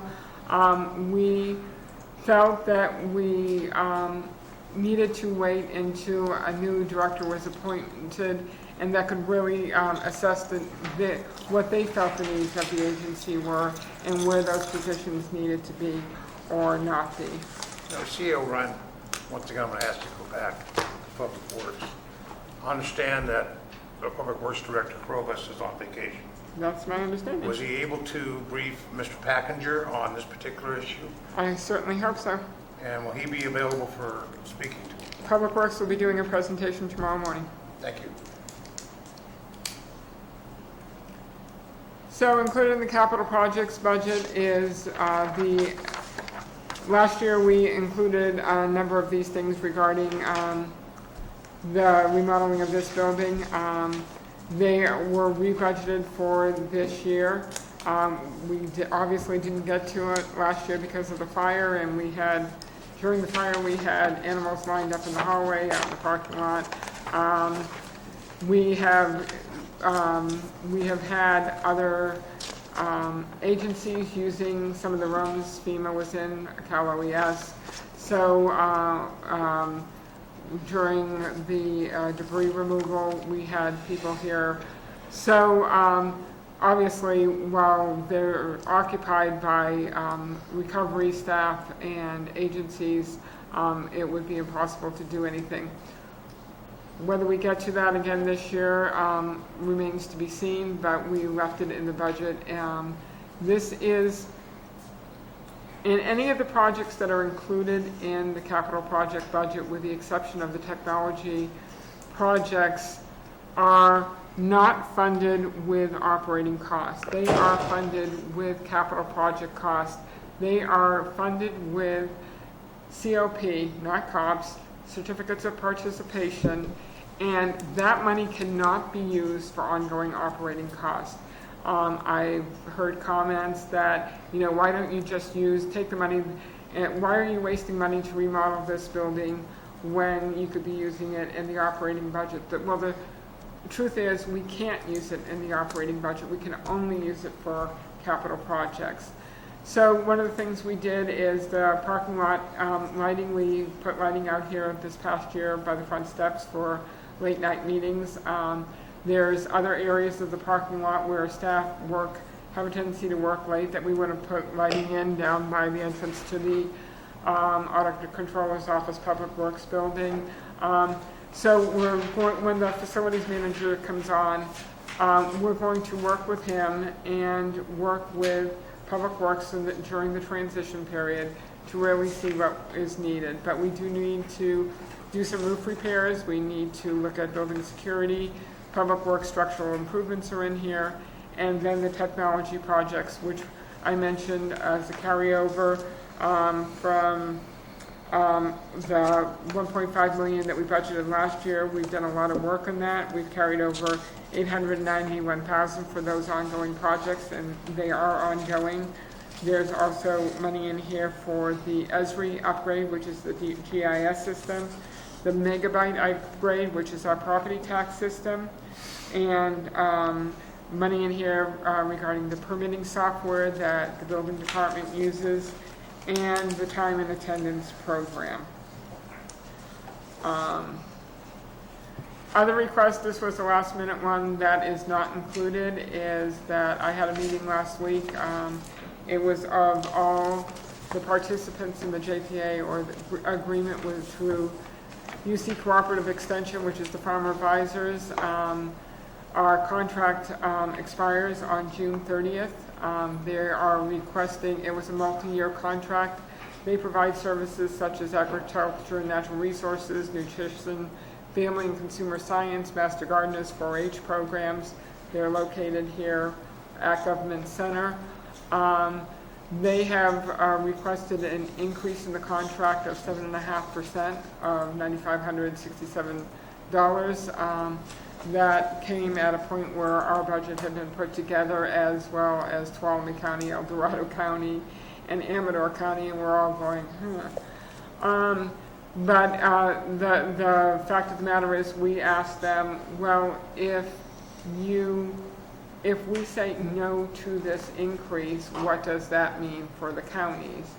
And it basically is a reduction in service. What those reductions in services look like, they couldn't give us an exact, the exact information prior to these budget hearings. They are going through it and working on that.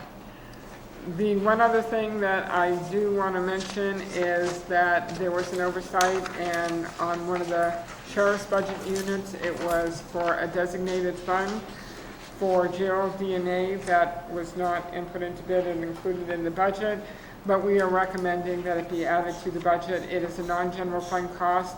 It is $13,500 from the jail designated fund, so that when we come back, even though it is not anywhere in your budget binders, when we come back for adoption of the budget, we will be including it, and it provides for, I believe it's 10% of an employee cost, as well as some overtime. So I just wanted to mention that that we will be taking care of that, so that it gets included at recommended budget. Shirley? Do I have to go I back? would like to look backwards instead of looking at. How far back would you like to go, Supervisor Wright? One. Thank you, Supervisor Wright, I'm not alone. So I just wanted to go back to this, and is that a one-year increase?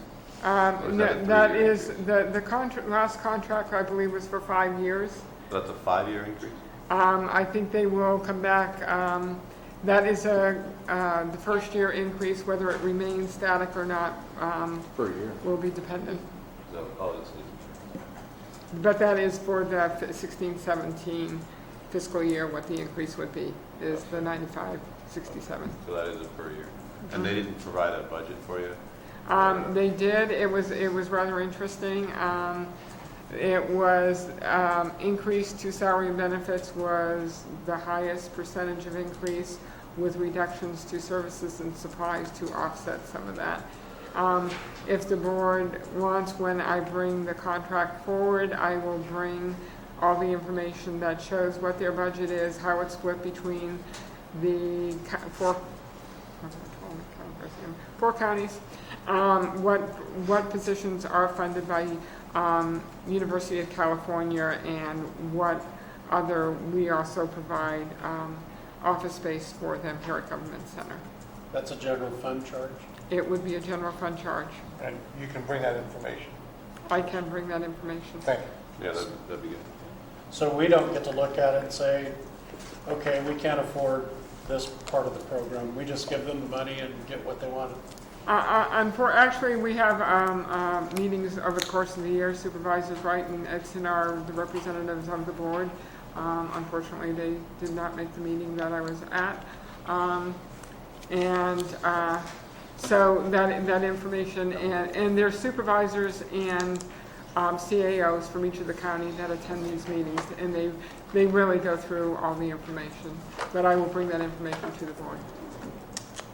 Yeah, I think it would be helpful. I encourage this, way back when, that they, give more of a kind of explanation to the whole board, because they're doing great stuff.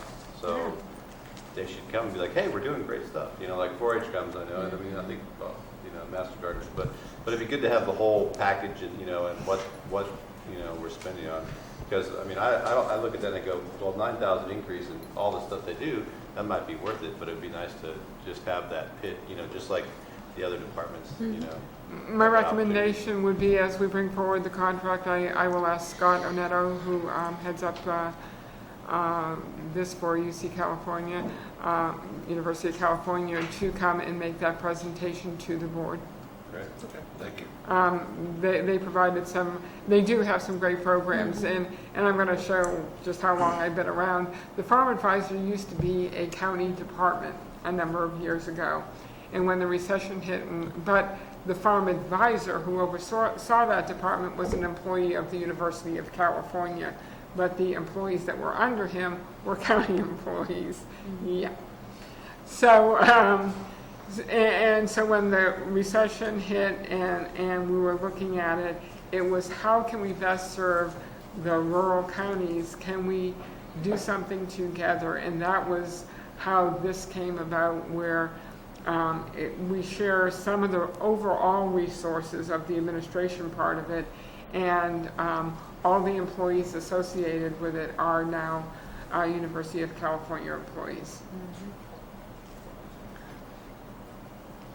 So looking ahead, as I mentioned, we're still in the Butte Fire recovery, and I don't think we're totally winding down. We have $10 million in appropriations for the projects, as Rebecca mentioned. We will see FEMA and CDA reimbursement sometime in the future.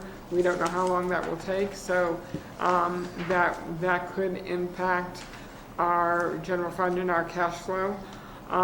We're looking at the medicinal cannabis cultivation and whether the registration fees will cover the program, whether the board on the 21st will move forward with extending the urgency ordinance, and whether or not a marijuana cultivation tax will be placed on the November ballot and what that will look like. We still don't know too much about what the true cost of the tree mortality will be versus available funding. As I mentioned, with salary and benefit costs, we have the 27th pay date occurring in the 16-17 fiscal year. We received it's supposed to say 18-month contract extension, which will expire June 30th, so we'll be gearing up for negotiations in the spring. As you know, the state passed increases to the minimum wage that will be graduated over the next 5 years, and we know that that's going to have an impact on the county. It won't affect us in January 1st, 2017, but it will beginning in 2018. So we will need to begin preparing for that, because it has a ripple effect as you have to increase those lower minimum wages. They go up. There's changes to the Fair Labor Standards Act regarding overtime and versus exempt position rules that we will have to be looking at. PERS projected increased contributions over the next 5 years, and I think over the past couple of budget years, Rebecca has done a real good job of talking about that and what that means. Looking at the possible restructuring of our Office of Emergency Services, we need to make sure we're meeting the fundamental requirements of response and recovery.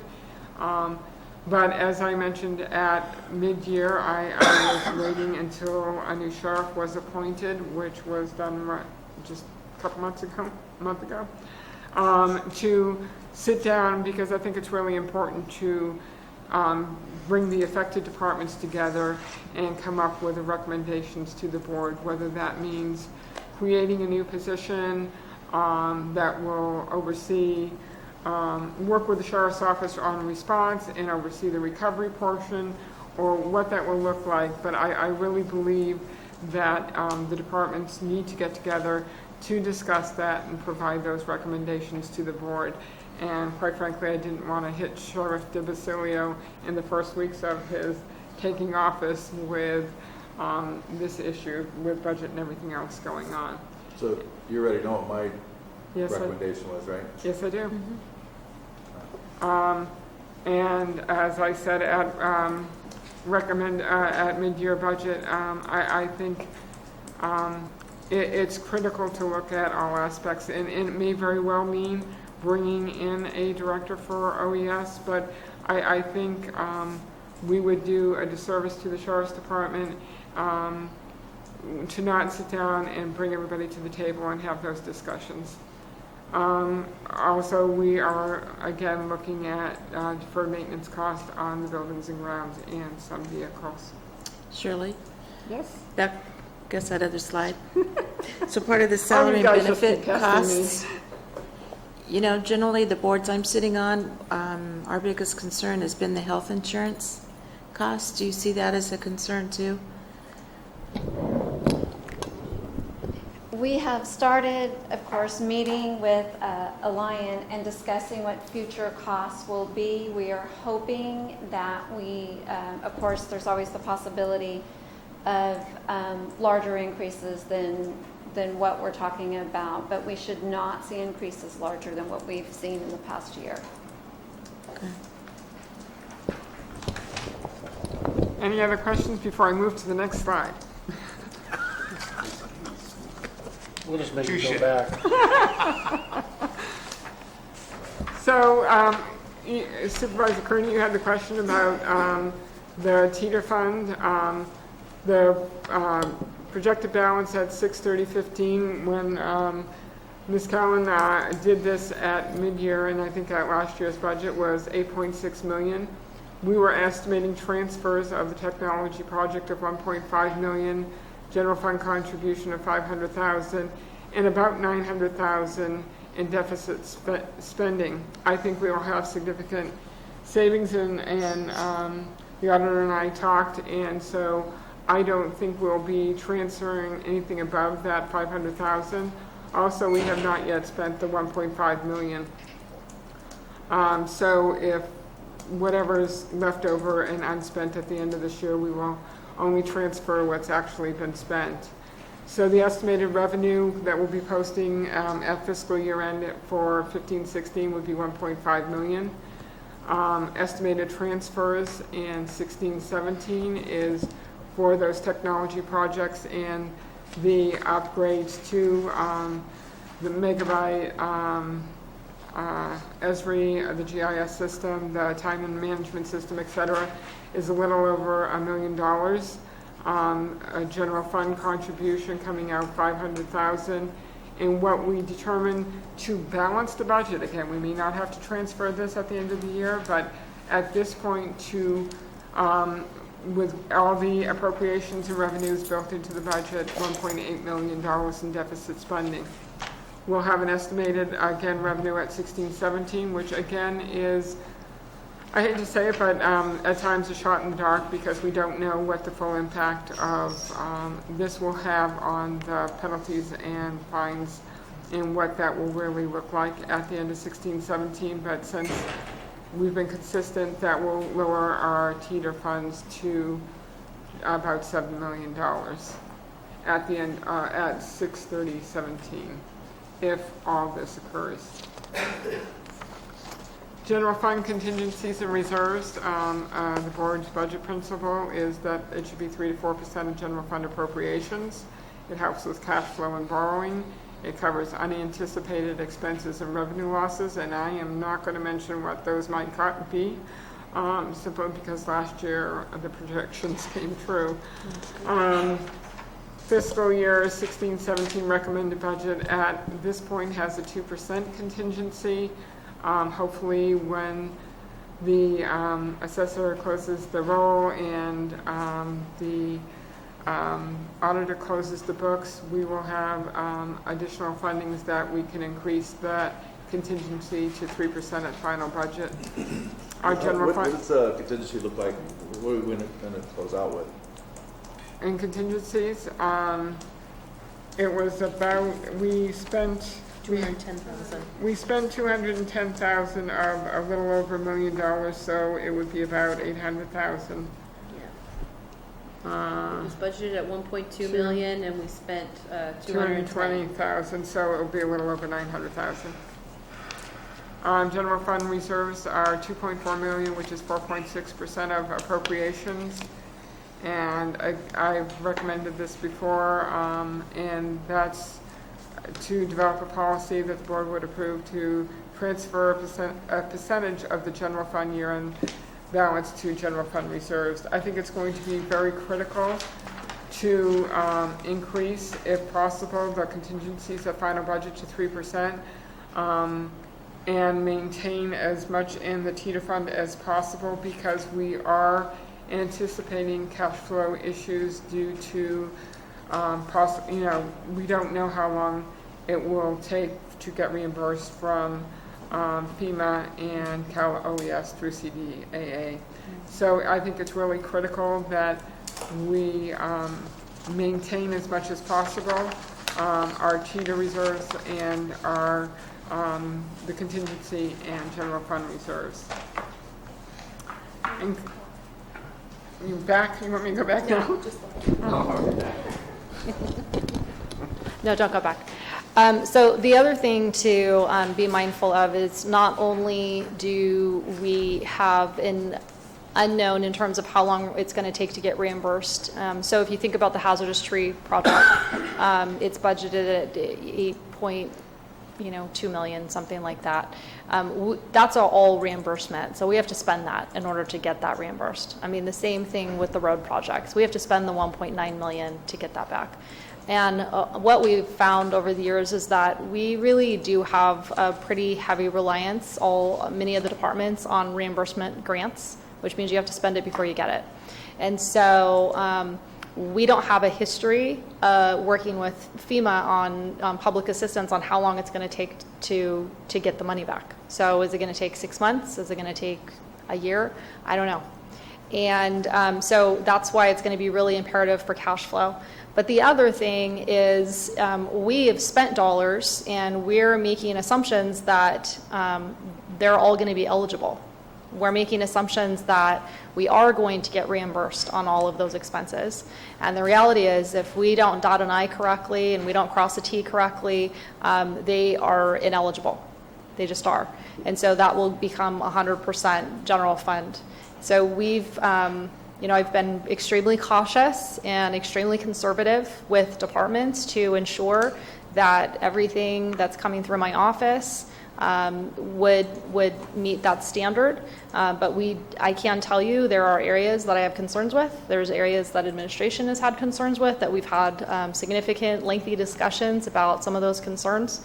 And so I can tell you with 100% likelihood that not all of the expenses will be eligible for reimbursement. So that's just something to be aware of. I got a quick question. That's a very good point you bring up, because it does look kind of rosy compared to, like, in my mind, how it looks out there. So that's, thank you for that. Will you have a better idea by the time final budget comes around, or is this going to be like really into next fiscal year, halfway through, or 3 years from now? Or it could take a long time. Okay. The generally the audit, because we will be audited. That's 100%, absolutely. We will be audited for the federal funding. That can take as many as 5 years. Okay. And so 5 years from now, Okay. we'll be talking about this. Yeah, you will be maybe talking about And yeah, some of us, you can watch it on TV No, I won't probably do that. about what we did right and what we did wrong.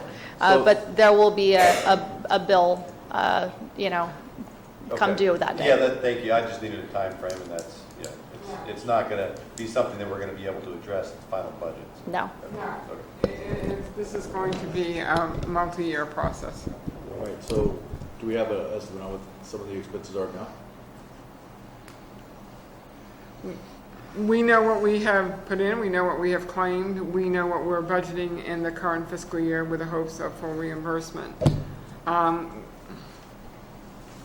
Again, as Rebecca stated, it will take FEMA's examining what we have submitted, determining what's eligible, what's non-eligible, and so we don't have that magic number of what they will approve. It will take time, and we are constantly monitoring. The auditor's office has been diligent in monitoring the cost and the request for reimbursement, the projects, but it is going to be a lengthy time. And just knowing that we could be facing additional costs down the road, and that is another reason to maintain our reserves, maintain the TEETR fund to the best of our ability, and to make sure our contingencies are where they need to be.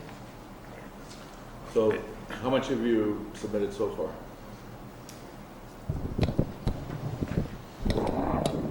I'd have to look at what we've spent so far. We've spent probably close to $2 million. I have submitted $1.7 million of what I'm allowed to submit. There's a lot of hoops to jump through when you're dealing with these programs.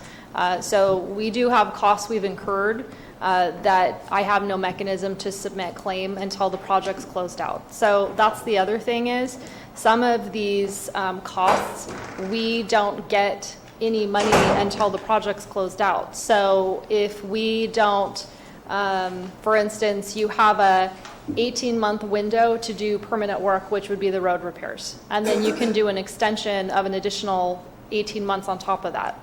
So the project doesn't close until all of that work is done. So we will have costs. Yeah, I mean, we can have hundreds and hundreds and hundreds of thousands of dollars in closeout costs that I'm not going to be able to get until the project's closed out. So you said that you submitted somewhere around 2 million, or 1.7 is what we've submitted. And all that's reflected in the budget?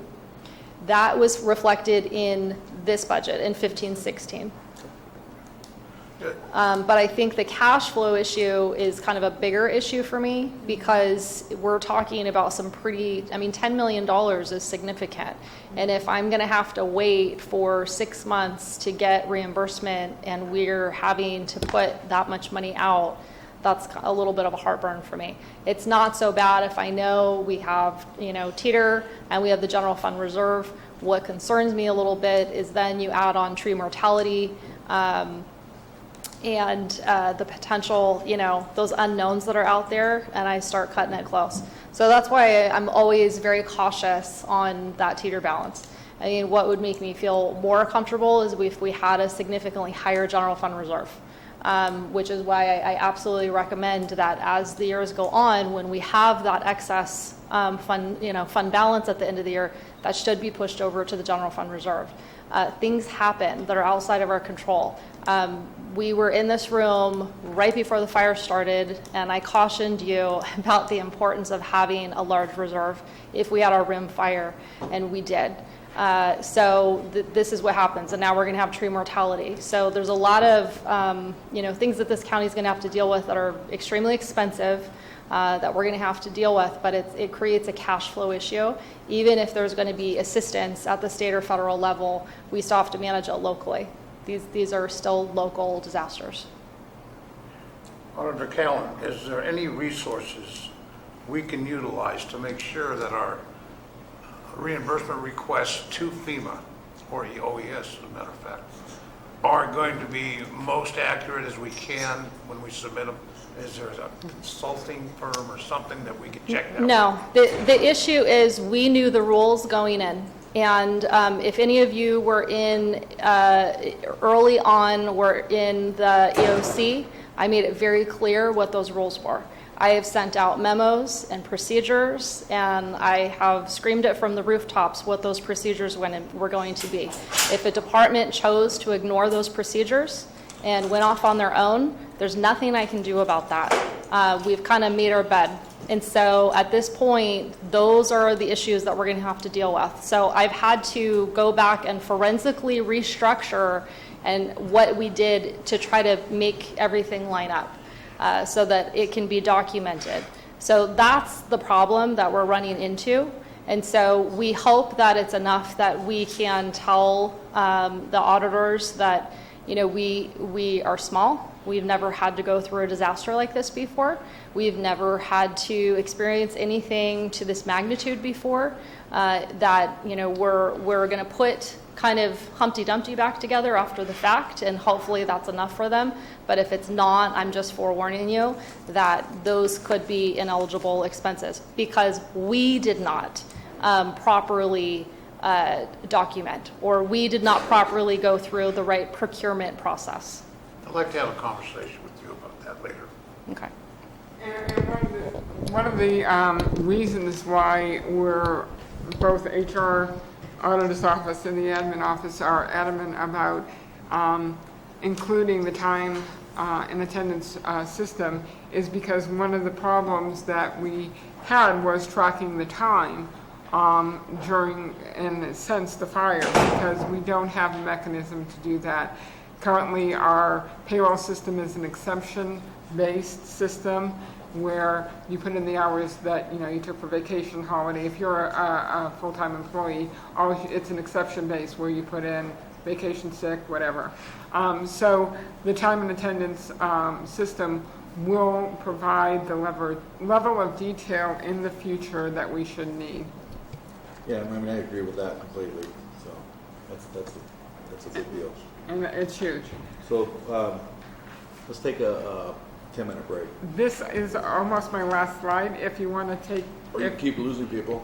well, the only reason I was saying that, Supervisor Edson, was because that will be the break. At that break, then the sheriff's office can switch places Right. with us.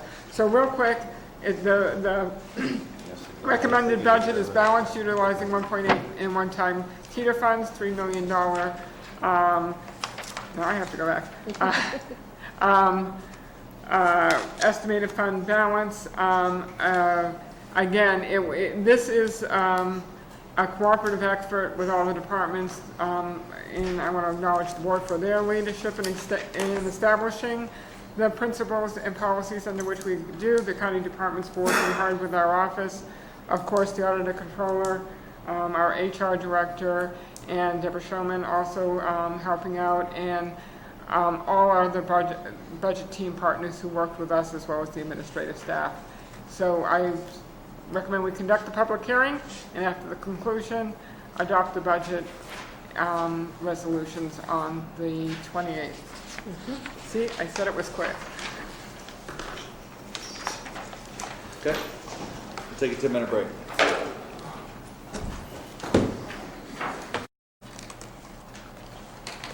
Okay. Okay? Roger that.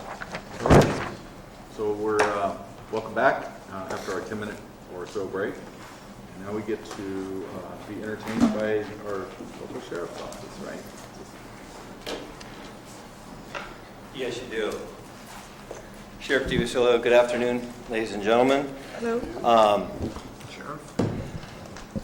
Be gentle with me. My first one. Well, we start off hard and get gentle this time. Okay, well, that's fine too.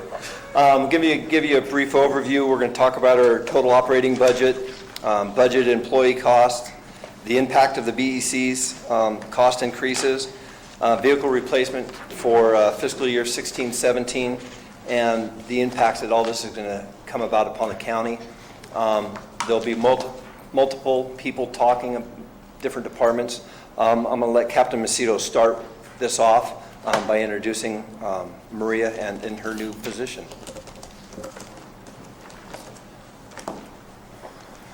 Good afternoon, Jim Macedo. It's 4 o'clock, so I'm going to try and move through this as quick as I can. But before I start, I'd like to introduce our new business administrator, Maria Hinsey. Ms. Hinsey comes to us from the San Joaquin County Probation Department. She has experience in governmental budgeting and accounting. She formerly worked for the Lawrence Livermore National Lab, so specifically in their law enforcement budget. So she's familiar with dealing with cops and law enforcement and the way we think. She's very professional, easy to get along with. So I'm sure we'll hopefully enjoy a good, solid working relationship with Maria, kind of facilitating a lot of our budget and finance and grants and contracts with the rest of the county. So I wanted to introduce Maria. She's going to help out a little bit today. She's also just starting, so if it may take us a little longer to work through some of the questions that you may have. So be gentle with me. As he said. Well, That's the second time welcome, we've been Maria. asked that. Thank you, Captain. You're welcome. So we'll jump forward.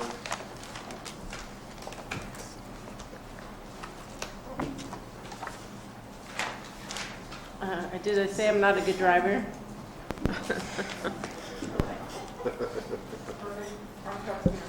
No pressure. Your equipment, Julie. Yeah, just relax.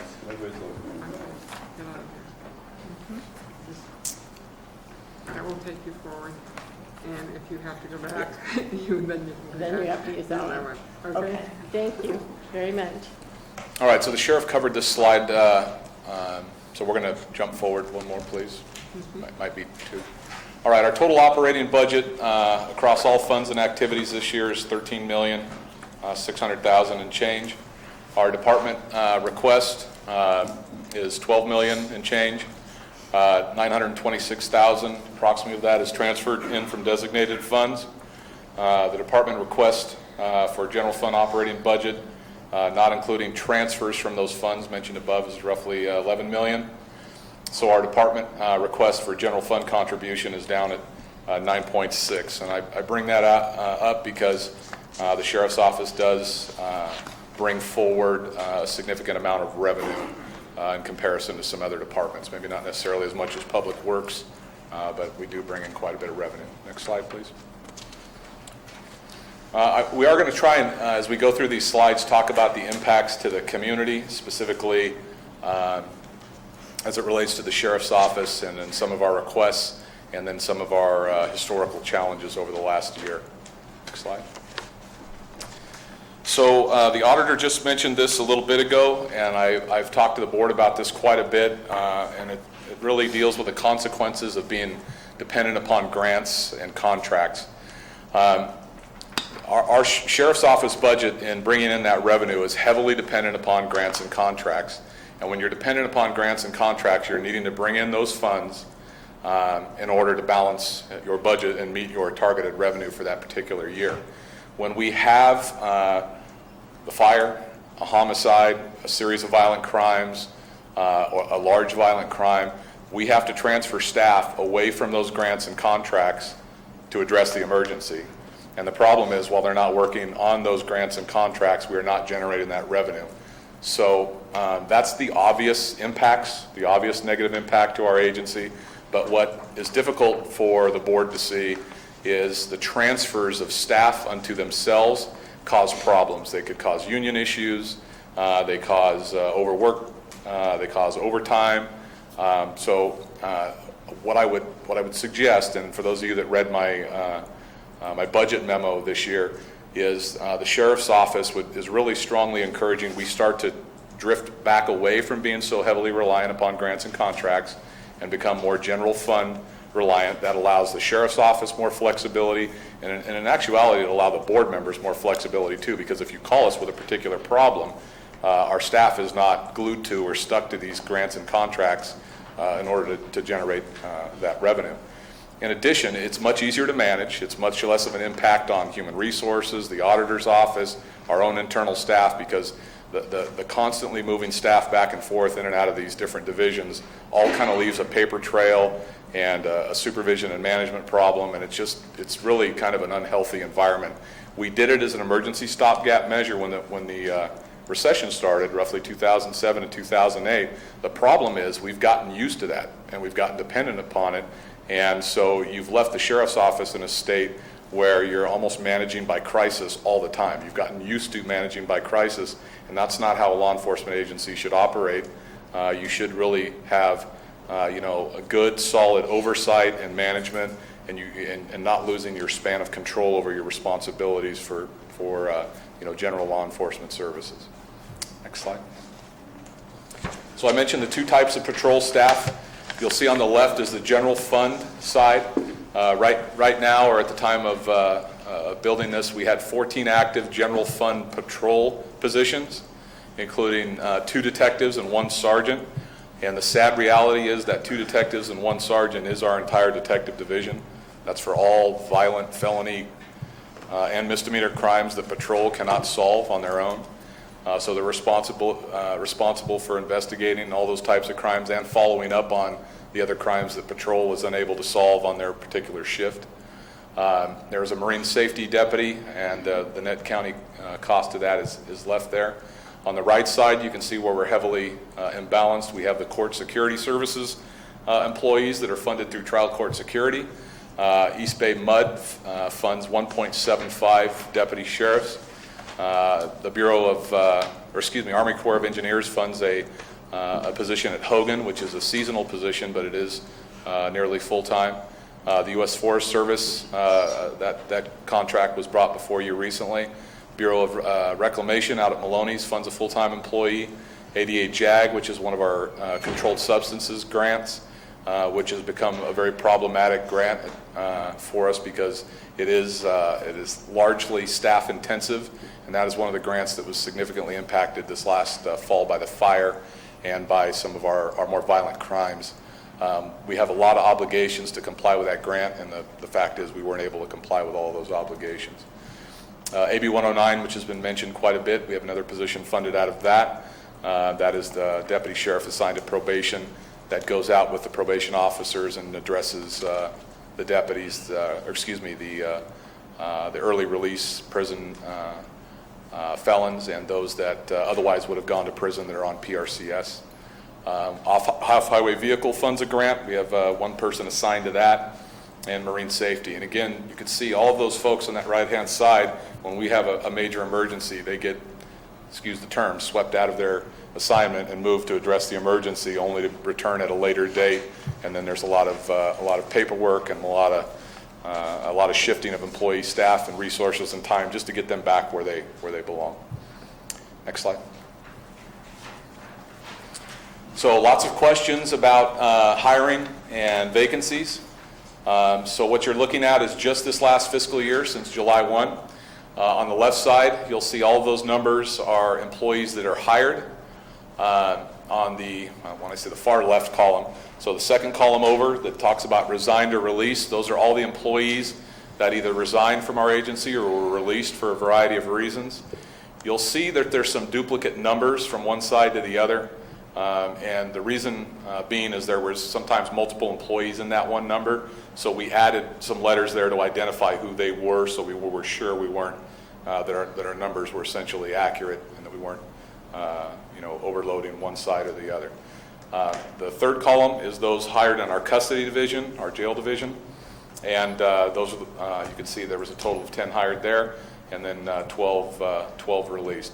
So when HR talks to you about how much time they're having to spend with the sheriff's office, and we've talked about backgrounds and how the backgrounds have impacted our organization, and the staff that's involved in this hiring and release and this entire process.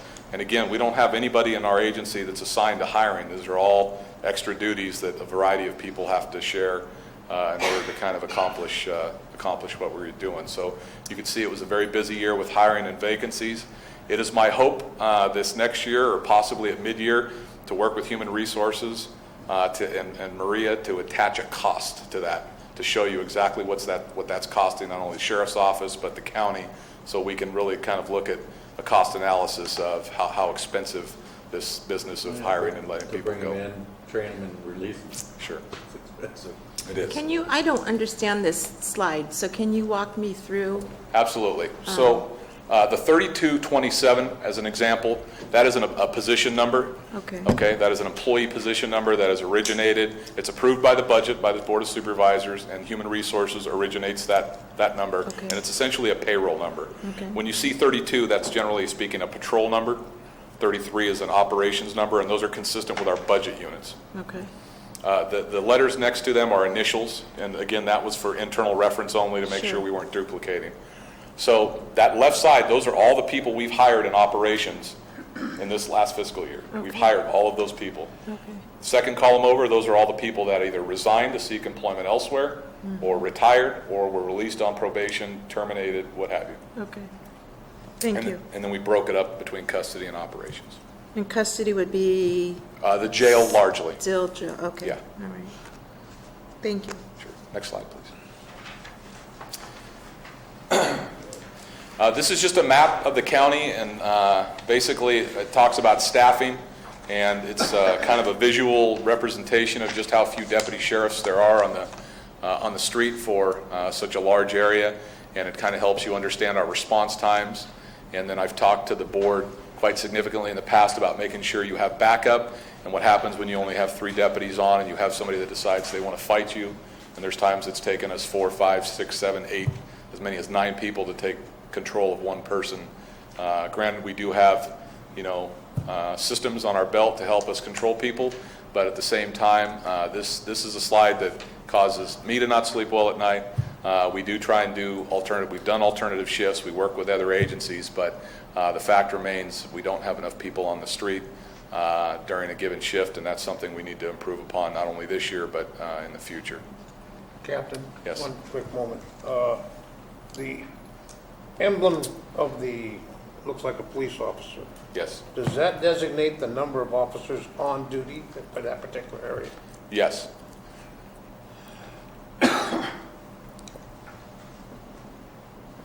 Next slide. So the marijuana compliance and enforcement program, initially we were asked how we wanted to staff that, and we discussed this with staff internally. We discussed it with the county, discussed it at the administrative level. We did not want to understaff ourselves, but we certainly didn't want to overstaff ourselves. We looked at the numbers of grows that we knew about the previous year and the calls for service relating to marijuana. Last year we had put some systems in place in order to track the time certain staff was spending on marijuana, but part of that is a training tool, getting staff to train when they're actually working on marijuana-related complaints. We originally decided we wanted to staff at 2 deputy sheriffs, and we spoke to you during the quite lengthy marijuana discussions that was an initial request, and that based upon how things went, we may adjust that request over time. Originally, we did not request a supervisor. However, in looking at the current detective supervisor and the caseload of detectives, and specifically that supervisor who's kind of a working supervisor that's also overseeing active homicide cases, active rape cases, cold homicide cases, and I think Barbara would agree with me on this. Just because a murder's over and somebody's in jail does not mean those detectives and supervisors are done with their work. They're working on those cases sometimes for years up until it goes to trial. So we did not want to leave one supervisor with oversight over a new marijuana program that we knew was going to have lots of issues, and our existing detective division, it just wasn't going to work well. So that is the reason why we are now asking for another supervisor. I want to talk to you too about some internal staff duty in a minute. But we're going to talk a little bit about our equipment request as it relates to those, and most of those are in the budget, but I just want to briefly go over those with you, and the vehicles, the equipment, and then I talk about this program is going to be evolving, and as conditions change, our needs may change, both inside of the office with the people coming in and outside of the office, depending on calls for service and the type of behavior that's going on. Something that's starting to emerge the last week or two, and it deals specifically with inside of the office, and in my discussions with Lieutenant Hewitt and the supervisor who is currently supervising the 2 deputy sheriffs that are addressing the marijuana issue, there's an incredible amount of analytical work, inter-office paperwork that is coming in and trying to get organized with the complaints versus the registrations. And it's not necessarily due to the backgrounds, although because we haven't got to the backgrounds yet, but to be able to analyze these grows and compare them and who's there, we may be asking for some more analytical staff inside the office, sheriff services tech type staff or something in the near future. Again, it's going to kind of depend on the workload and what happens over the next few months. Next slide. I'm going to address some savings to the county. I've mentioned this to the board before. We use a lot of AB 443 dollars. We're utilizing the Friends of the Sheriff's Office who are donating money and equipment and supplies to us. The revenue that was mentioned earlier, the Sheriff's Office supplies radio and communications infrastructure, which we also charge for services such as the Angels Camp dispatch contract, the police dispatch contract, the ambulance contract. Obviously, we heavily rely upon our search and rescue and Sheriff's Office volunteers, reserve deputies. We do use asset forfeiture and seizure funds, and then most recently the jail inmates. I want to bring all this to your attention because, when you look at our existing staff and we're trying to determine what else is it can we do to bring more money in or help out ourselves or help out the rest of, the budget, we're doing quite a bit. We've asked our staff to do quite a bit. And again, we asked them to do this kind of on an emergency basis during the recession, but it's become the norm. And eventually we're going to have to transfer a little bit of, we're going to have to start moving away from that because staff is starting to get tired. And there are starting to become complaints and issues, and that's why some people do leave the office. So I want to put that on the board's radar moving forward. Next slide. I mentioned AB 443. Obviously, this is always an issue each and every year. And again, it's for rural sheriffs with counties under 200,000. It's meant to supplement the sheriff's office so that we are not becoming obsolete in our method of investigations and in our technology. I'm going to close with a slide that will talk about AB 443 spending. But again, this is a fund that we want to save money in.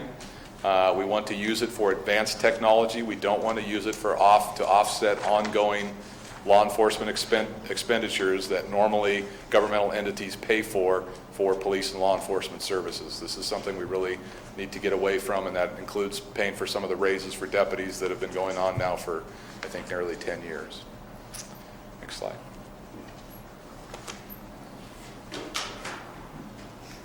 Talk a little bit about patrol vehicles. Our patrol staff, I have some numbers on the vehicles that have over 100,000 miles. As the miles go up on these vehicles, it starts costing us more and more money to maintain them. When you get up over 100,000 miles, the costs just start to exponentially go up. Next slide. Our local California CHP office has 12 vehicles in their fleet. They're all SUVs because of the terrain that we work in. I believe our CAO talked about the terrain earlier today. Even down in the Valley Springs area, you get into some off-road areas that SUVs can get in there, but sedans cannot. So it's imperative that we have these SUVs. Again, California Highway Patrol has 4 SUVs. The rest of their vehicles are all-wheel drive, which still gives you the capability of going more places. And their average miles are 100,000 miles. Next slide. Oh, that's when they get rid of them. I'm sorry, you're right. It is. They get rid of them at 100,000 miles. Most departments that I've talked to are around the 90,000 mark. Tuolumne County, they currently have 6 4x4s. They have a limited amount of deputies up in the high country. Their county might be bigger in size, but with the cities incorporated within, they cover a lot of area. Their average is, again, 100,000 miles where they're getting rid of their vehicles. And again, replacement costs are, they're replacing them when their repair costs are getting excessive, which starts occurring at that 100,000 mile mark. Next slide. Amador County, they have 17 vehicles assigned to the patrol. 8 of them are 4x4s. They replace their 4x4s after 3 years of service. Their average life is 100,000 miles on their Explorers and 125,000 miles on the Expeditions. We don't have Explorers in our patrol fleet. All we have is the Expeditions. And their goal is to get 5 new vehicles per year. Angels Camp, they have 6 cars in their fleet. They have 1 4x4. Again, they're in the city. We all know the city very well. They don't have a lot of areas that they need to get to that are 4x4 worthy, I guess. Their average patrol vehicle miles is less than 22,000 miles. Again, they cover 3 square miles, not quite as much as we do. Their goal is to get 4 years or less, regardless of the miles they're rotating their vehicle out. Again, hence the low mileage. Next slide. Our needs are the 4x4s. Currently, we have 9 of them. They're assigned to patrol. 2 have in excess of 200,000 miles. One of those is our canine that was specially equipped for the canine. 3 of them are in excess of 190. One has 103,500 miles on it. 3 of them have less than 100,000 miles. Per the mechanic, the patrol vehicles, they average about 25,000. When I was on patrol, I would run somewhere around 160 to 260 miles a day. So it varies depending on, back to the slide where there's 3 deputies on scene. If you're up in Arnold and you have to go down to Copperopolis, you're covering a lot of ground real quickly. I wanted to address real quickly, before we go to the next slide, folks talked about the surplus vehicles. We keep our surplus vehicles. We use them for parts. Again, most of them get surplus when they're well over 200,000 miles. They're not worth anything to anybody. So we scavenge parts off of them as vehicles break down and they need repair.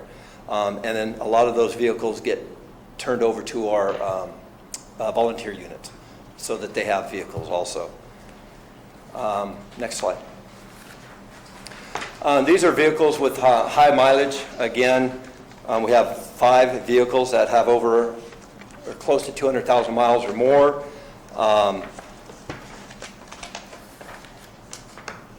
The 0717 with 170,000, I did a little bit more research, and we actually have 2 other vehicles. One of them has 174,000, the other has 178,000 miles on them. The 02, that 1002 on the bottom with 128,000 miles, That was actually bought in 2011. We didn't buy any vehicles between 2008 and 2000, I got it somewhere, 2008 and 2011 when we bought those. So there was quite a few years there where we didn't buy any vehicles.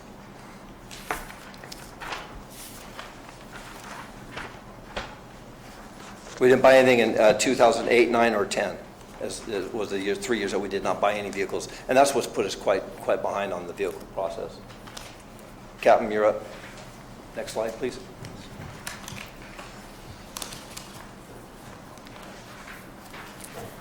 Okay, this is a relatively new issue, and bear with me. The staff that did the research for this slide is in Sacramento today, but the Sheriff's Office has mobile data computers in their car, which operate like a dispatch system.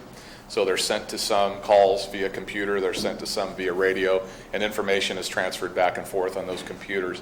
When we initially started the program, we used a microwave system, and we have existing infrastructure in the county for that microwave system. And our neighbors to the north of us, Amador County, used a cellular-based system. And originally, the microwave system was working pretty well. However, we are having some issues with some of the vendors, and we're also having issues with some of the speed with which that information travels back and forth on the computer. So we recently utilized, and when I'm talking about the microwave system, it's the IP mobile net, which is the column on the left. And I don't want to say publicly what's happening to that company, but I believe that I've heard they're having some significant issues. And microwave appears to be technology that is no longer cutting edge, that the cellular systems have caught up and in some cases bypassed. So we basically did a demo with a couple of vehicles utilizing the cellular system, and the cellular system is working quite a bit better. We're having a lot more coverage, so to speak, and the data is traveling much faster. And to give you an idea when that's important, if a 24-hour gas station is robbed in this county, deputy sheriffs were not able to get those photos back to dispatch to get disseminated out to other agencies. Photos of the suspect that can actually get off the camera system inside the store, or photos of the car. So there's a timing related to that timing issue. And from what I'm being told, this new Cradle Point system is working much better. There's potential for a cost savings as it relates to switching to this other system. So I also want to put that on the board's radar, that throughout the year we may either be forced to leave one system due to that company's issues, or it actually may be beneficial to us. And that'll be included in the cost of the vehicles. So you guys have been running that with IT, right? Yes, yes. They have as part of a strategic plan that it will come before the board eventually, we have a communications and technology infrastructure working group made up of both entities that meet specifically over emergency communications and sheriff's office issues. And that's something that has not always happened in the past, and that is moving well now. Next slide.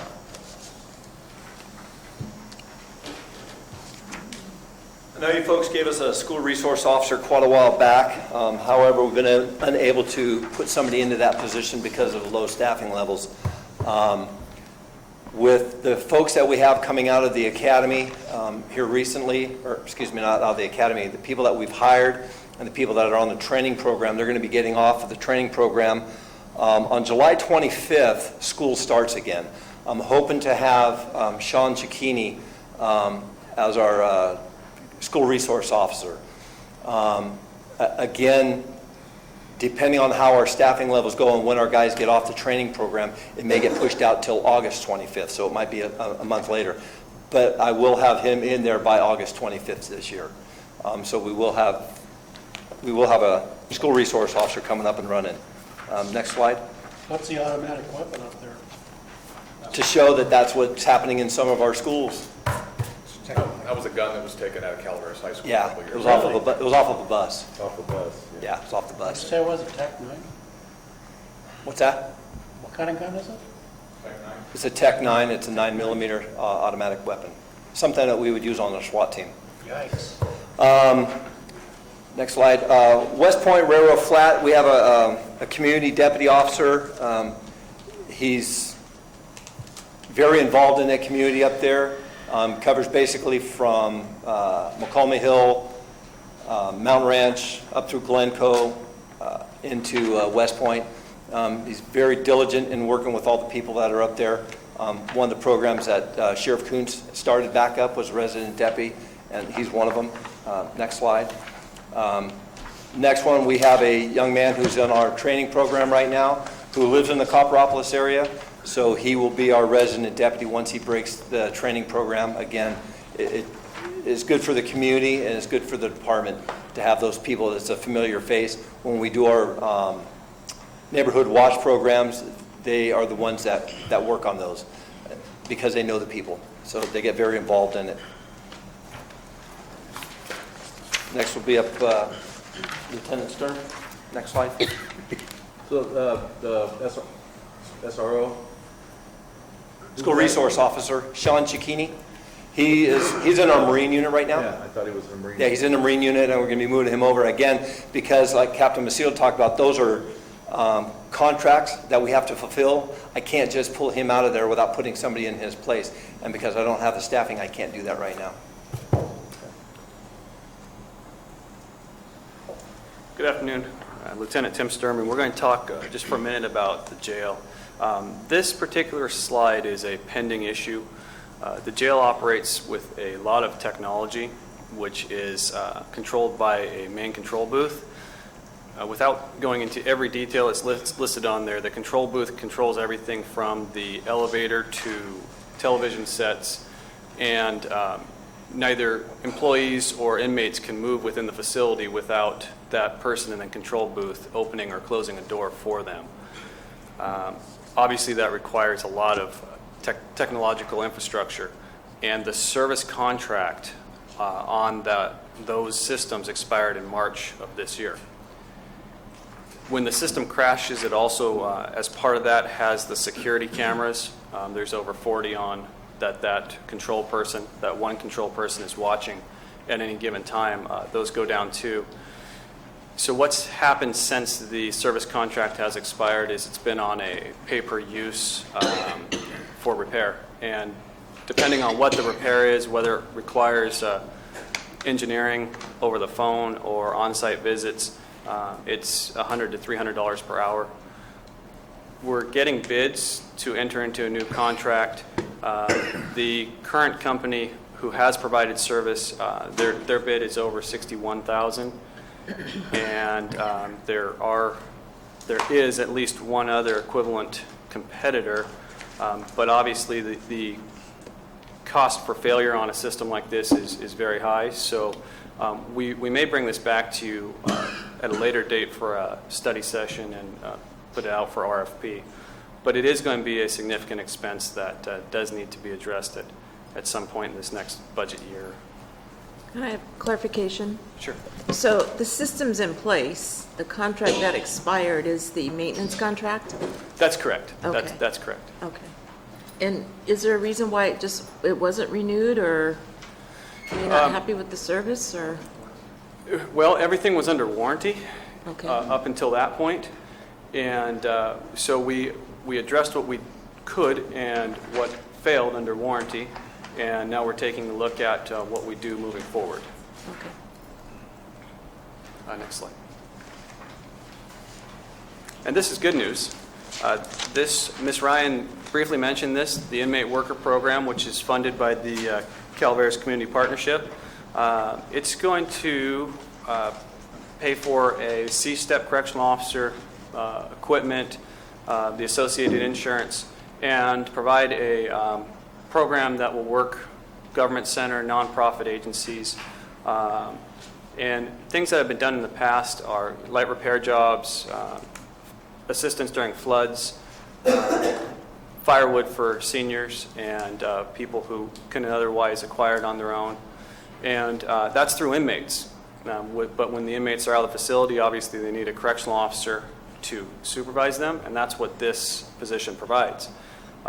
I did want to note that the net effect of this still within the facility is the same. It's an additional body, and we will rehire that position, but the direct supervision that is still within the facility doesn't increase because this person works outside, and it doesn't bolster routine numbers on the shift.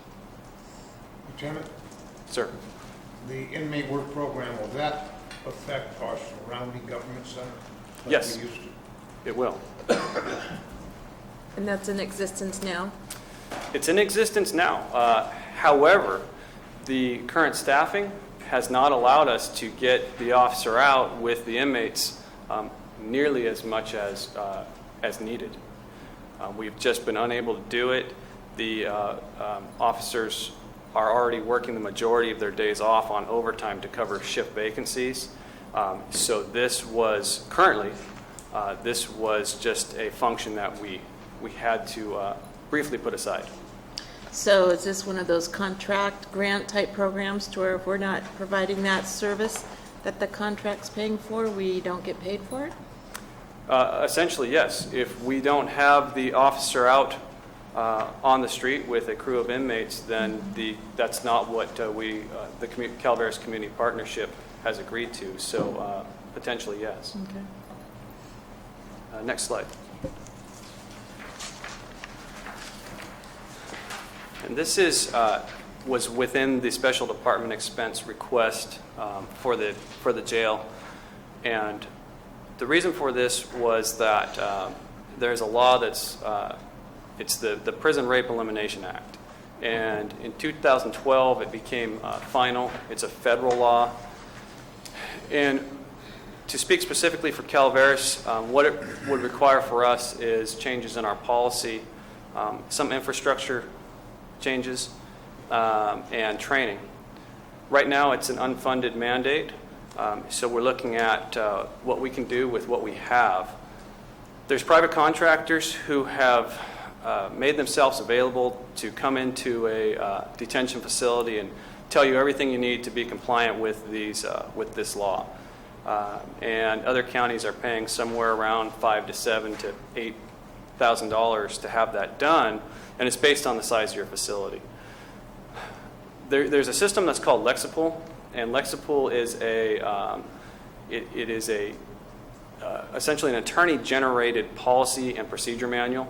It's used by the operations side of the department right now, and Lexipol, as it relates to the PREA, the Prison Rape Elimination Act, addresses that. It has a policy which, if you follow the policy, you'll become compliant. And it also is a policy that's written to conform to the standards that a detention facility in California has to, Title 15. It's consistently and constantly updated on case law, which is not something that the custody division has right now. The current policy manual is user-generated.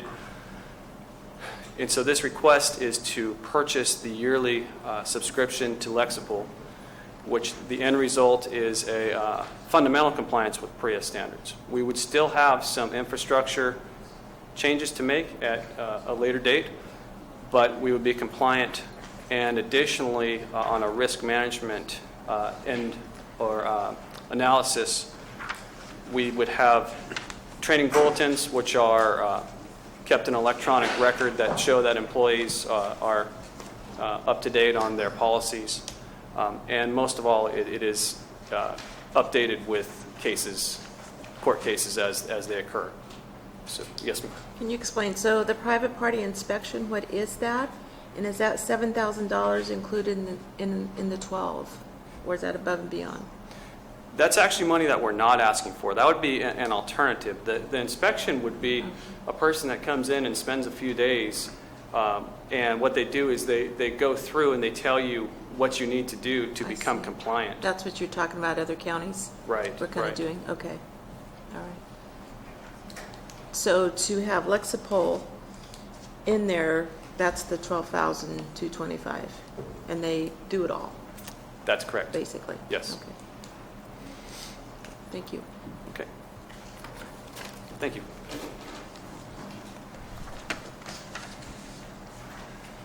Our sheriff's recruit program, I'm happy to say that I was part of that back in 2002. The Sheriff's Department hired me, sent me to the academy. I graduated the academy and became a deputy on the street. Right now, you've given us 4 more for this coming year. The reason I have that 5 up there is because originally you had given us 3, 2 of them, or 3 of them went. One of them bailed out on us, like I think I talked to a couple of you folks about, and they went to Lodi. We've recouped the cost of the academy. We haven't recouped the cost for the salaries, if I'm not mistaken. But there's still that one person outstanding that I'd like to be able to send back to the academy also. But you've given us 4, so there's that other one out there still. We talked earlier about the extra hire and/or limited term. Shirley Ryan talked about that. It's getting the folks within the department, within the sheriff's department, that want to become a deputy. It's like a stepping stone for them. If they're in the jail, or if they're in dispatch, or they're a sheriff's tech and they want to go to the academy, we can now send them to the academy. They don't lose their spot basically in the department. They're not going to lose their benefits. They're not going to lose their time with the county. Before, it was basically, if you were in the jail or somewhere else and you wanted to become a deputy, you basically had to quit your job. And with the Obamacare, it's a huge issue because now they have to come up with that insurance money. This way here, they're still working for the county, so that allows them to continue on. Again, it's part of our retainment to keep people employed within the county. And again, it's a successful program. I'm part of that successful program. Next slide. Did you have recent transfers? We sent 1. We sent 3, but one of them was out of the jail. However, some of the requirements that we talked about is they have to be in good standing and been within the department for a year, and she was under that, and she wanted to go, so we allowed her to go still. But this will be for folks that already have some time and some investment in the county. So we're not just hiring people, putting them in the jail, and then immediately sending them to the academy. Okay. The cost to send the recruits is, we have 4 recruits. It would cost $80,000. It's $20,000. I know that Shirley Ryan and I think Judy Hawkins had talked about doing some sign-on bonuses and whatnot. This is better than a sign-on bonus, because these are people that are going to get into a field that they're looking forward to, and you're basically going to be sending to the academy. So again, recruit retainment. Okay? I think you're up, Jim. Okay, so this is a slide I mentioned earlier. It's the summary of our priority requests for this year. Obviously, when we spoke with the county administrative office regarding their not including the 2 4x4 expeditions to the budget, we understand and respectfully disagree. We do not want to get into a situation again where we are not purchasing vehicles. That is just a fact and a reality of law enforcement, that you need to continue to replace those vehicles and pull vehicles offline that are a high impact on our auto maintenance. If you recall, we actually had to do an auto maintenance transfer mid-year to address some issues. These are in order by way of our request as well. The 4 academy recruits, those costs include their salary and the academy costs. The jail Lexipol versus Perea, Lieutenant Sturm did a good job of explaining that.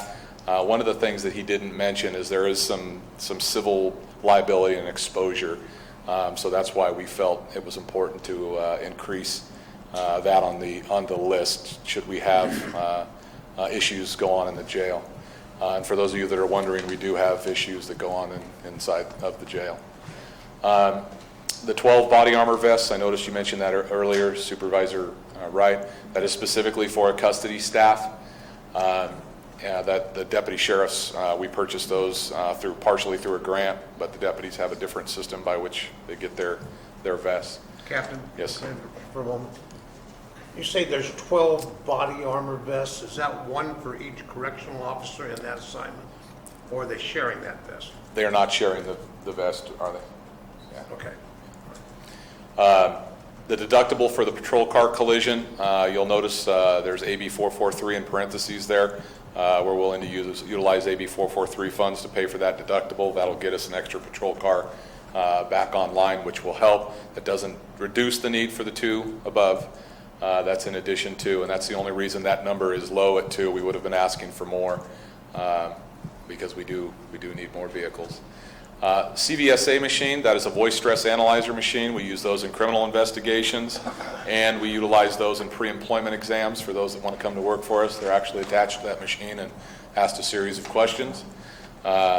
And that is, again, something that we're willing to contribute AB 443 funds to pay for this year. That is the type of technology that I've talked to the board about, in addition to other things that we should be utilizing AB 443 funds for. Lastly is the correctional tech position. The jail is, continuing to struggle with staffing for a variety of reasons, including employees who are out on long-term injuries. And that in addition to the vacancies creates staffing issues in the jail. So they'd like to get another correctional technician on. If not this year, that is something that really needs to be addressed next year. You'll notice the asterisks in the bottom. Those requests do not include the stuff that the CAO recommended related to marijuana enforcement. And before I close, I just want to talk about our vacancies and our hiring issues overall before we take questions. We've talked a lot about our challenges with recruitment and retention, and if you could go back to that slide, Maria, with all the folks coming and going. When you are staffed at a minimum standard, whether it's in patrol, and we have a policy that says you shall not have less than 3 deputies on the street, and then we also have a policy in the jail that says you shall not go below this certain amount of staffing in the jail.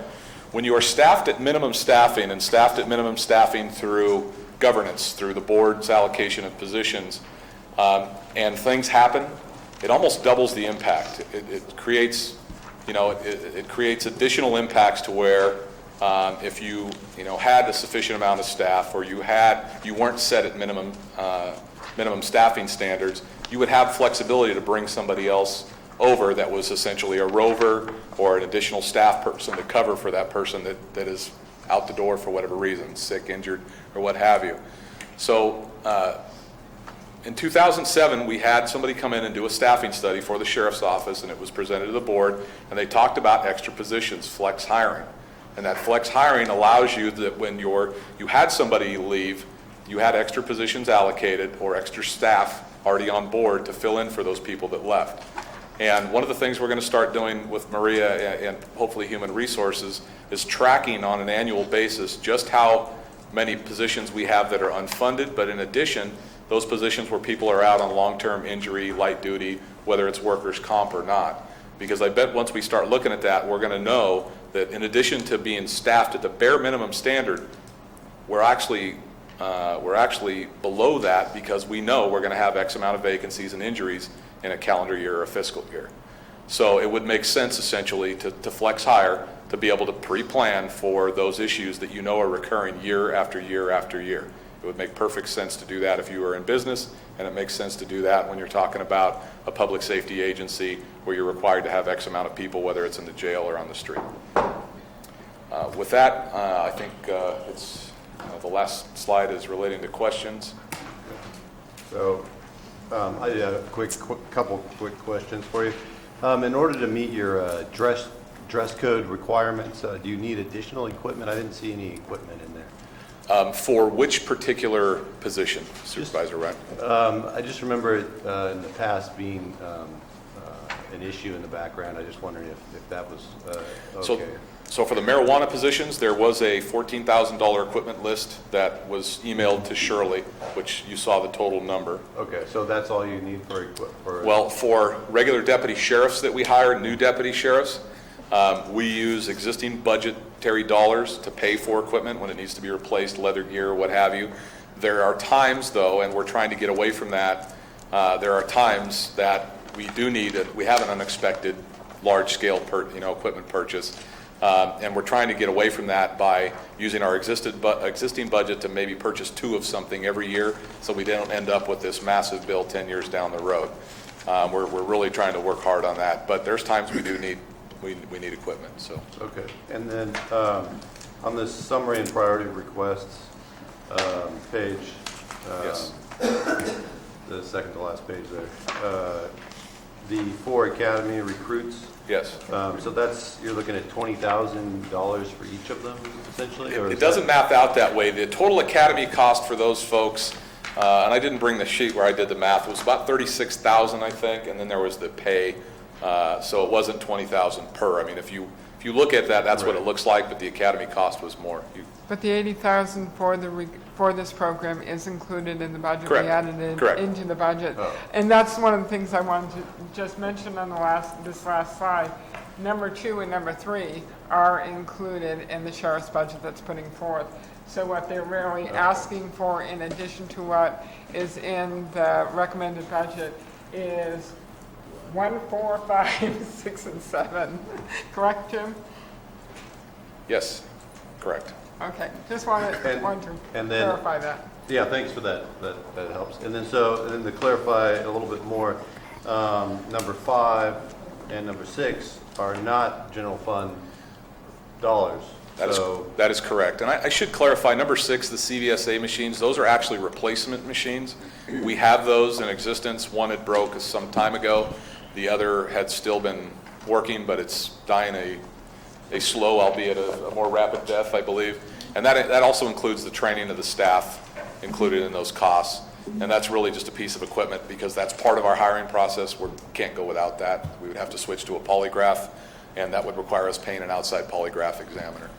So altogether, you're looking at a request from the general fund of about 196,000, if I did my math right here. 1, 2. 2 is already in there. Yeah, 2, because I took 2 out. Sorry, 1. 2 and 3 Yes. are in there. 58, 168. I'm sure, I anticipate Shirley will be putting this up on an Excel spreadsheet for you at the conclusion of budget. Okay. Well, no, because you have to add the bottom there, the bottom 58,000. It's 196. Right, 196. Okay. Captain, I have, I'm sorry. No, yeah. Captain, I have a couple of questions. Going line by line, your services, 5271 category, professional and specialized services. Yes. You have $1,012 spent last year and $10,000 budgeted for the following 16. Can you tell me what that involves? Sure. Supervisor Olvera, which budget are you looking at? Can I I'm approach looking you? at the sheriff's budget, and it is, And this one. Control and Administration. Jumping ahead. And we're looking at this line item here, and I have several line items I want to talk to you about.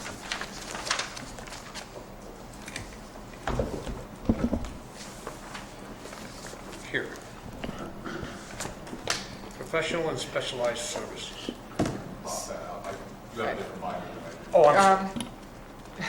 Supervisor Oliveira, if you look past the Schedule 9, there's the budget item detail, and on a lot of the line items, it will tell you what that's for. Professional and specialized servicing is for towing, shredding, tabs, I don't know what tabs stand for, SART, and I would say physicals maybe? Yeah, so cab is our taxi cab licenses, and we send those people that drive taxi cabs out to be drug tested. They pay for the fee, it goes out and comes back. So you're referring to the budget item detail list and the special department expense under that. So that may help answer some of your questions behind the Schedule 9s. If the Sheriff's Office has put in a description under each of those specific line items, that may help you.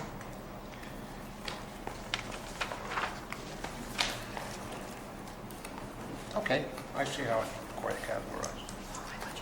I noticed that we have a entry on 5411 for ammunition, $46,000. Yes. I have to go back to when I was on the sheriff's department. Okay. I remember times that we could only qualify maybe once a year because we didn't have a budget line item for ammo.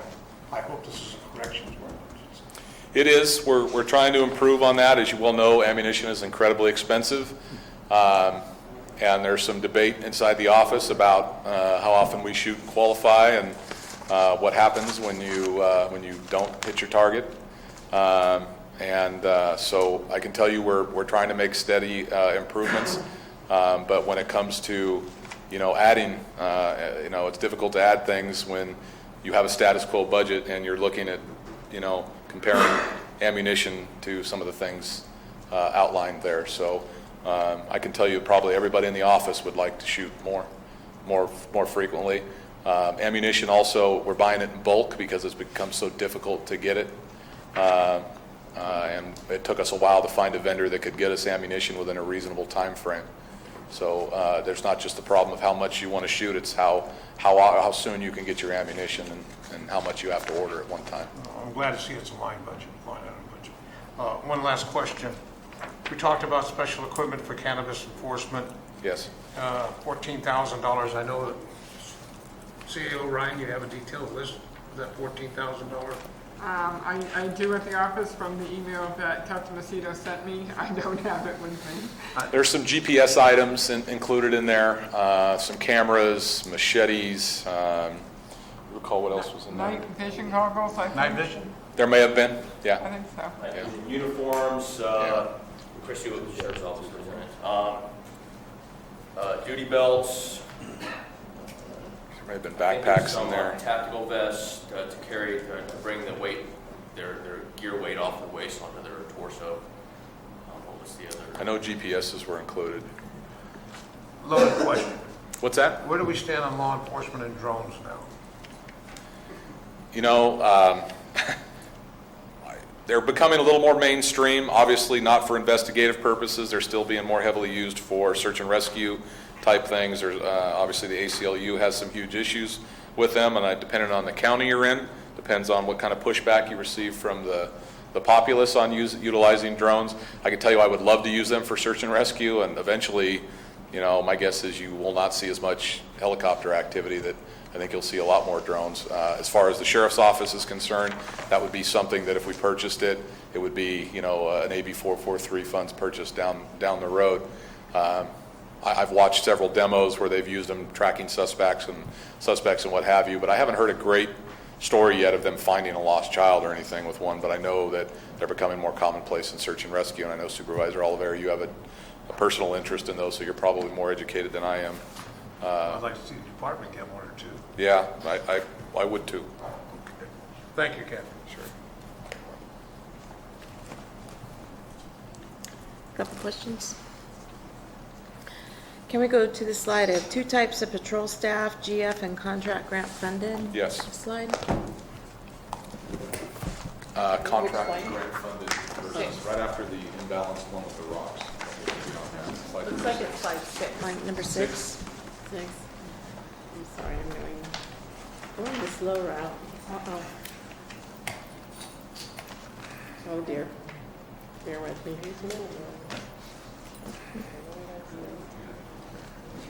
Yes.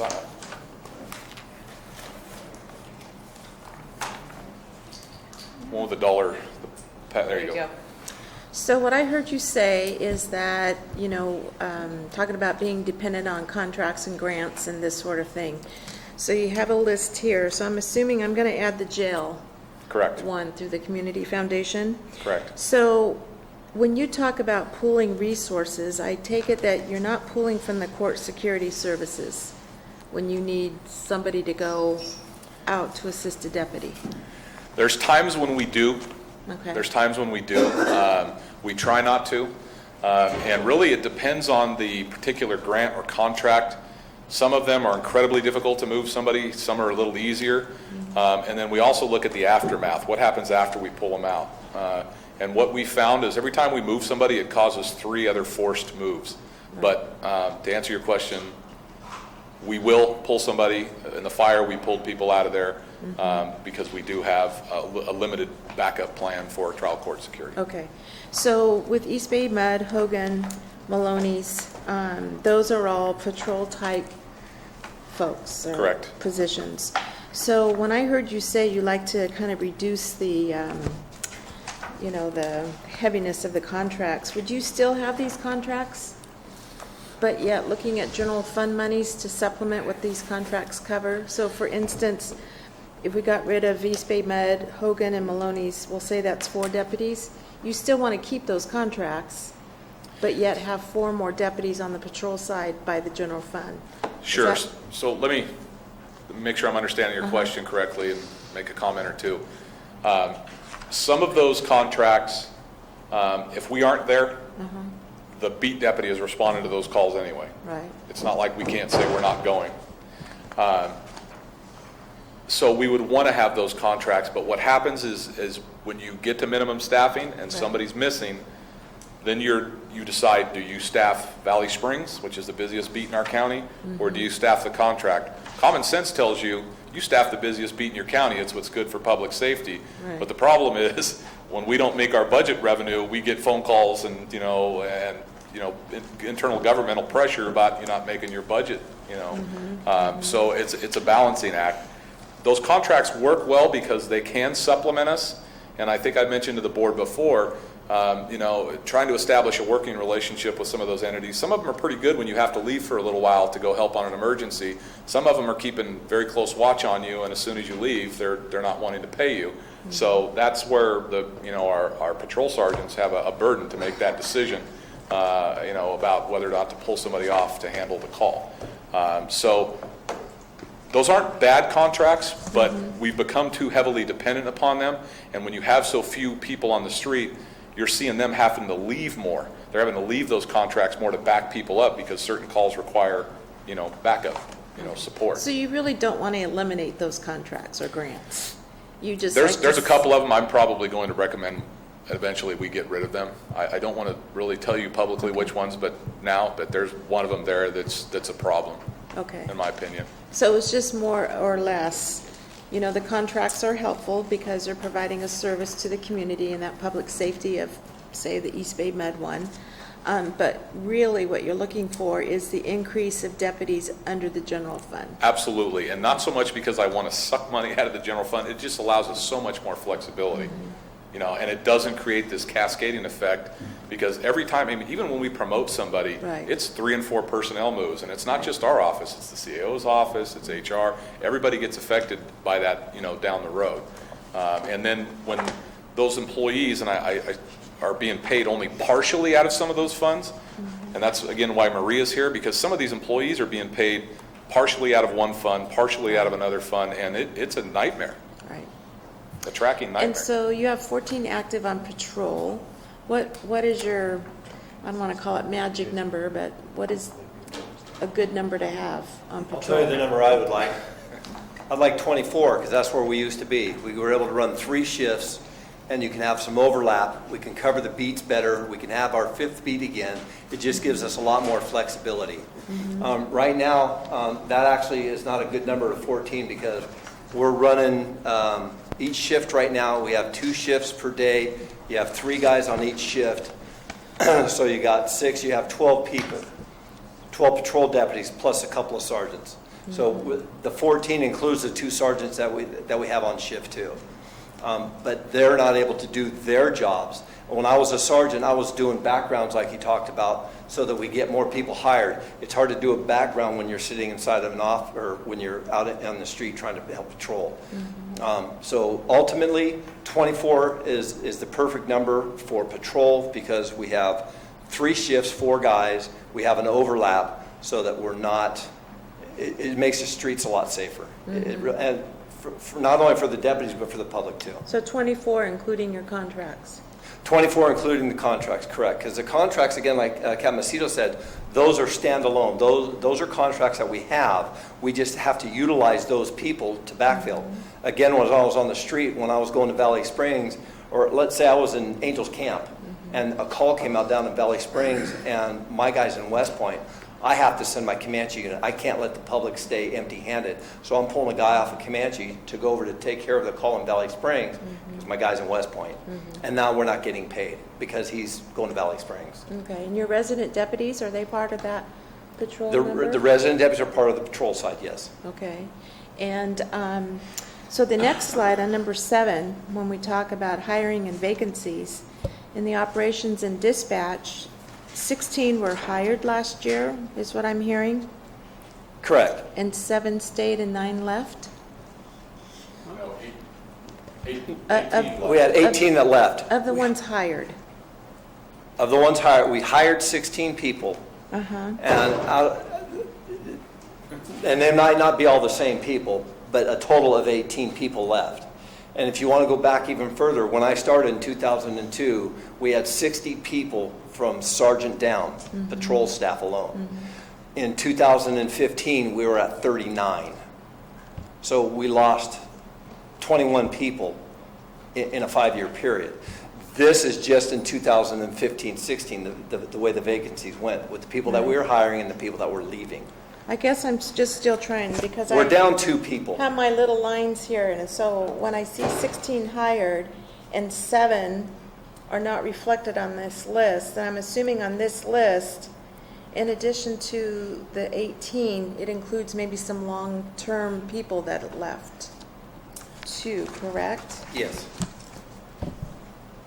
Some of those numbers are utilized twice Right? because I see people that. have gone and we recycle the number. Right. So if you're trying to figure out who left, we would have to sit down where we can actually show you full names. I and- guess what I'm looking at is that retention, Okay, okay? Because I understand that's a problem. sure. Of retention of officers. So what I'm trying to get out of there is like, okay, you hired so many resigned. Of your new hires, have you been able to, how many of the new hires have you retained? Is a retention program in place? Do we need one? Are there thoughts, ideas on that? To answer, yes, we need a retention program, Okay. but it's not just people that have resigned. We've shown people the door. Right, okay. And those are folks that could not, complete their duties. So Mm-hmm. to be able to demonstrate that to you, it would require us divulging names, which we obviously can't do in a Yeah, I public don't want setting. to see that. But we could go through, if you're interested, at a later date and show you exactly, No, I'm just, and the numbers you're asking for. right, I like the program of the, the 20,000 per person, the recruitment, and helping people get through the academy and that sort of thing. But at some point, it's like, what is the retention program? So Pay them it's, more money, I'll be honest with you. okay, If they don't make more money, they're going to leave. okay. There's been different things that have gone on in the county that have caused people to leave. Some has been money, some has been disgruntledness. But the bottom line is, if you start paying people more money, they're going to leave. They're not going to leave as easily. I was talking earlier, as a corporal, you can go to Amador County, make $5 an hour more. If it's a sergeant, you can make $10 an hour more. Tuolumne County has just got a huge raise. And the people that have left this department have not left because of, they have not left to make less money. They've all left to make more money. The bottom line is the almighty dollar. Okay. We're probably about number 4 in the state. We're number 4 from the bottom in the state on pay. Does HR perform exit interviews on these folks who? They do. Okay. They do. And again, that's where you're going to find that there's a conflict of interest, because as the DSA president, I know what the folks were telling me, and on the other side, I know what they're telling HR. And there was a lot of disgruntled people. But real quick summarization is, if I'm a deputy on the street, and you're working in Amador County, and you keep poking me because you're making $5 an hour more than me, I start sitting back a little bit more, not doing my job, and then I have my boss over here yelling at me. So now I get pissed off, and I say, I'm going to leave, because I'm mad at him, when the bottom line was, it was the almighty dollar that started the poking. Okay. Okay. So, All right. Thank you. I just needed to understand it, and, retention, I think, is something that we've discussed for a couple of years. I just didn't know if there was a plan in place, what the major concern or need is for retention. the correctional officers are the same way. And that's why we put this recruit program into place with the help of the CAO, because, and HR, don't want to put you out, because what that does is it gives these folks an opportunity to look forward to advancement.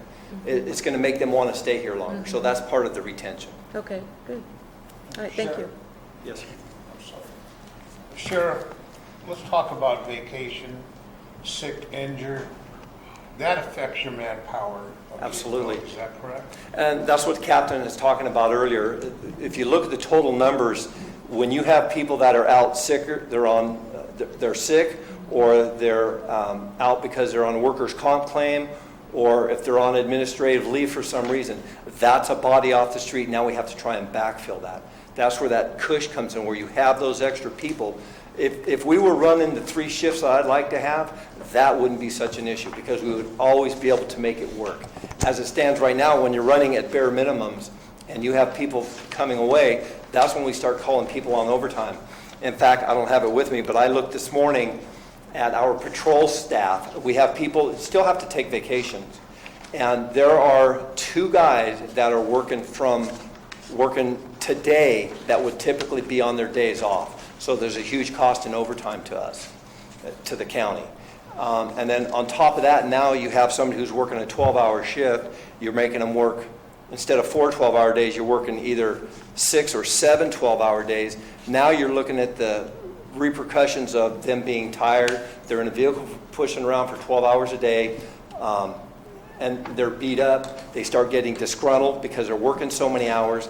If they get hurt, now you're looking at liability to the county. So it's more than just the hours and the pay.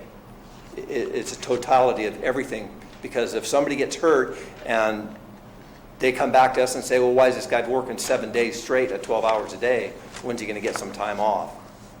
So we don't have the manpower. So it does affect us very much so. Question, Sheriff, and question for the captain. Isn't it a known fact that if we have a fatigue situation like we're experiencing now, our citizen complaints go up? We act Absolutely. You have in a posture that could result in liability and even injury or death to us or even a citizen. So we need to pay attention to this fact. It goes back to the fatigue thing. You're pushing a car for so many hours. You're out there for so many hours, more than you're used to or that you want to be, is I guess part of it too. And instead of dealing with the citizen in a rational manner, you're tired, you're beat up. So, they get a little more upset. Their tempers are a little bit shorter. And this flows right through our dispatch, flows to our custody also. Yeah, because we're short-staffed everywhere at this time, yeah. Thank you, Sheriff. How many openings do you have right now that are not filled for patrol? I believe we're at... He'll answer that. Currently, we have 6, and that includes the 2 marijuana deputies. So 6 total right now. Hopefully, it's not going to increase. Okay.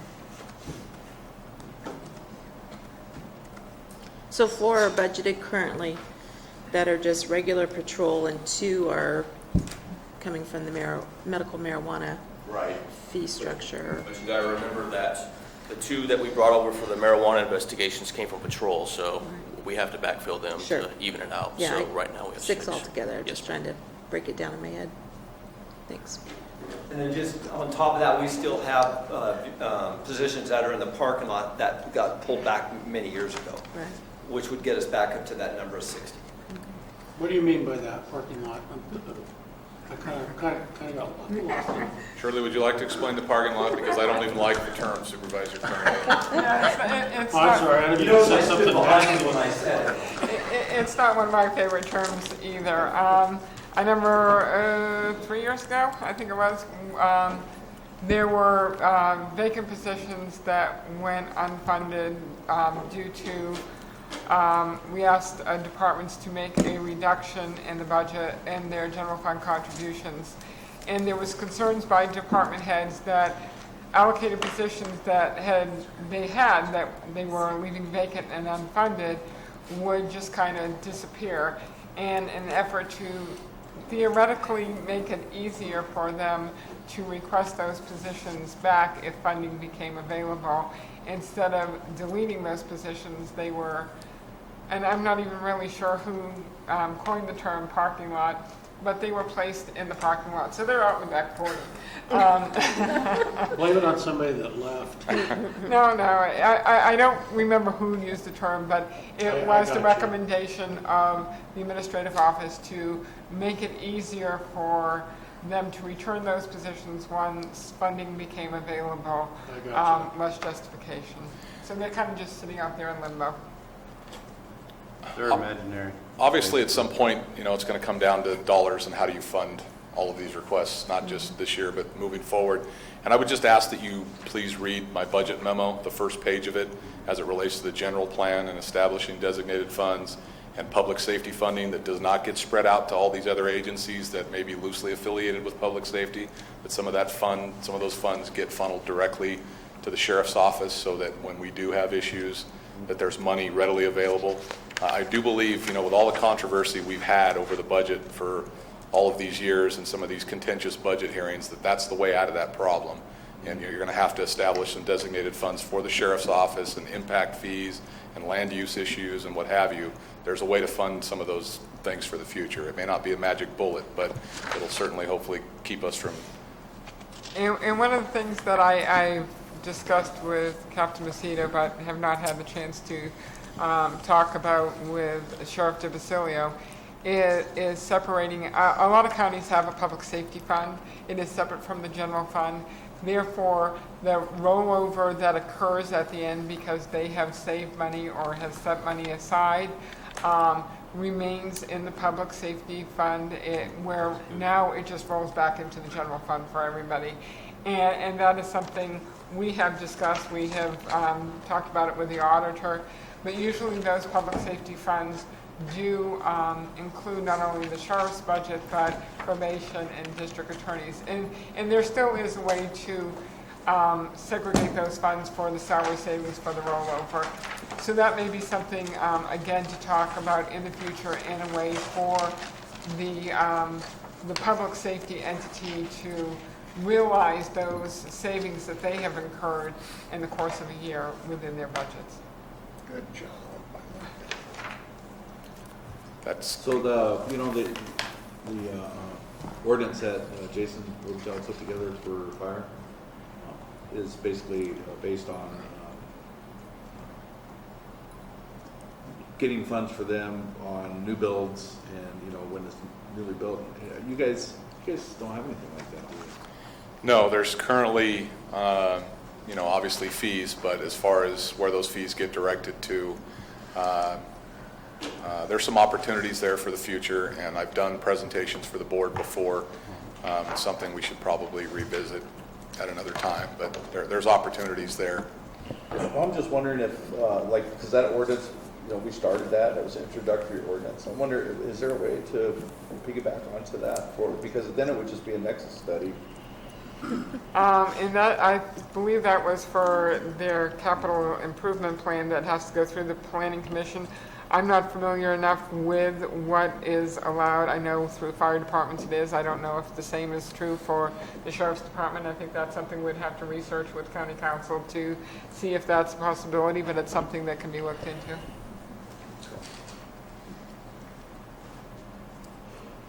Well, Mike was talking about TOT. I'm not done talking about that. Right. It's a long week, Jim. What's that? We might be done for now, but it's a long week. Okay. Thank you. Good presentation. Thank you. Thank you, Sheriff. Thank you, Captain, Lieutenants.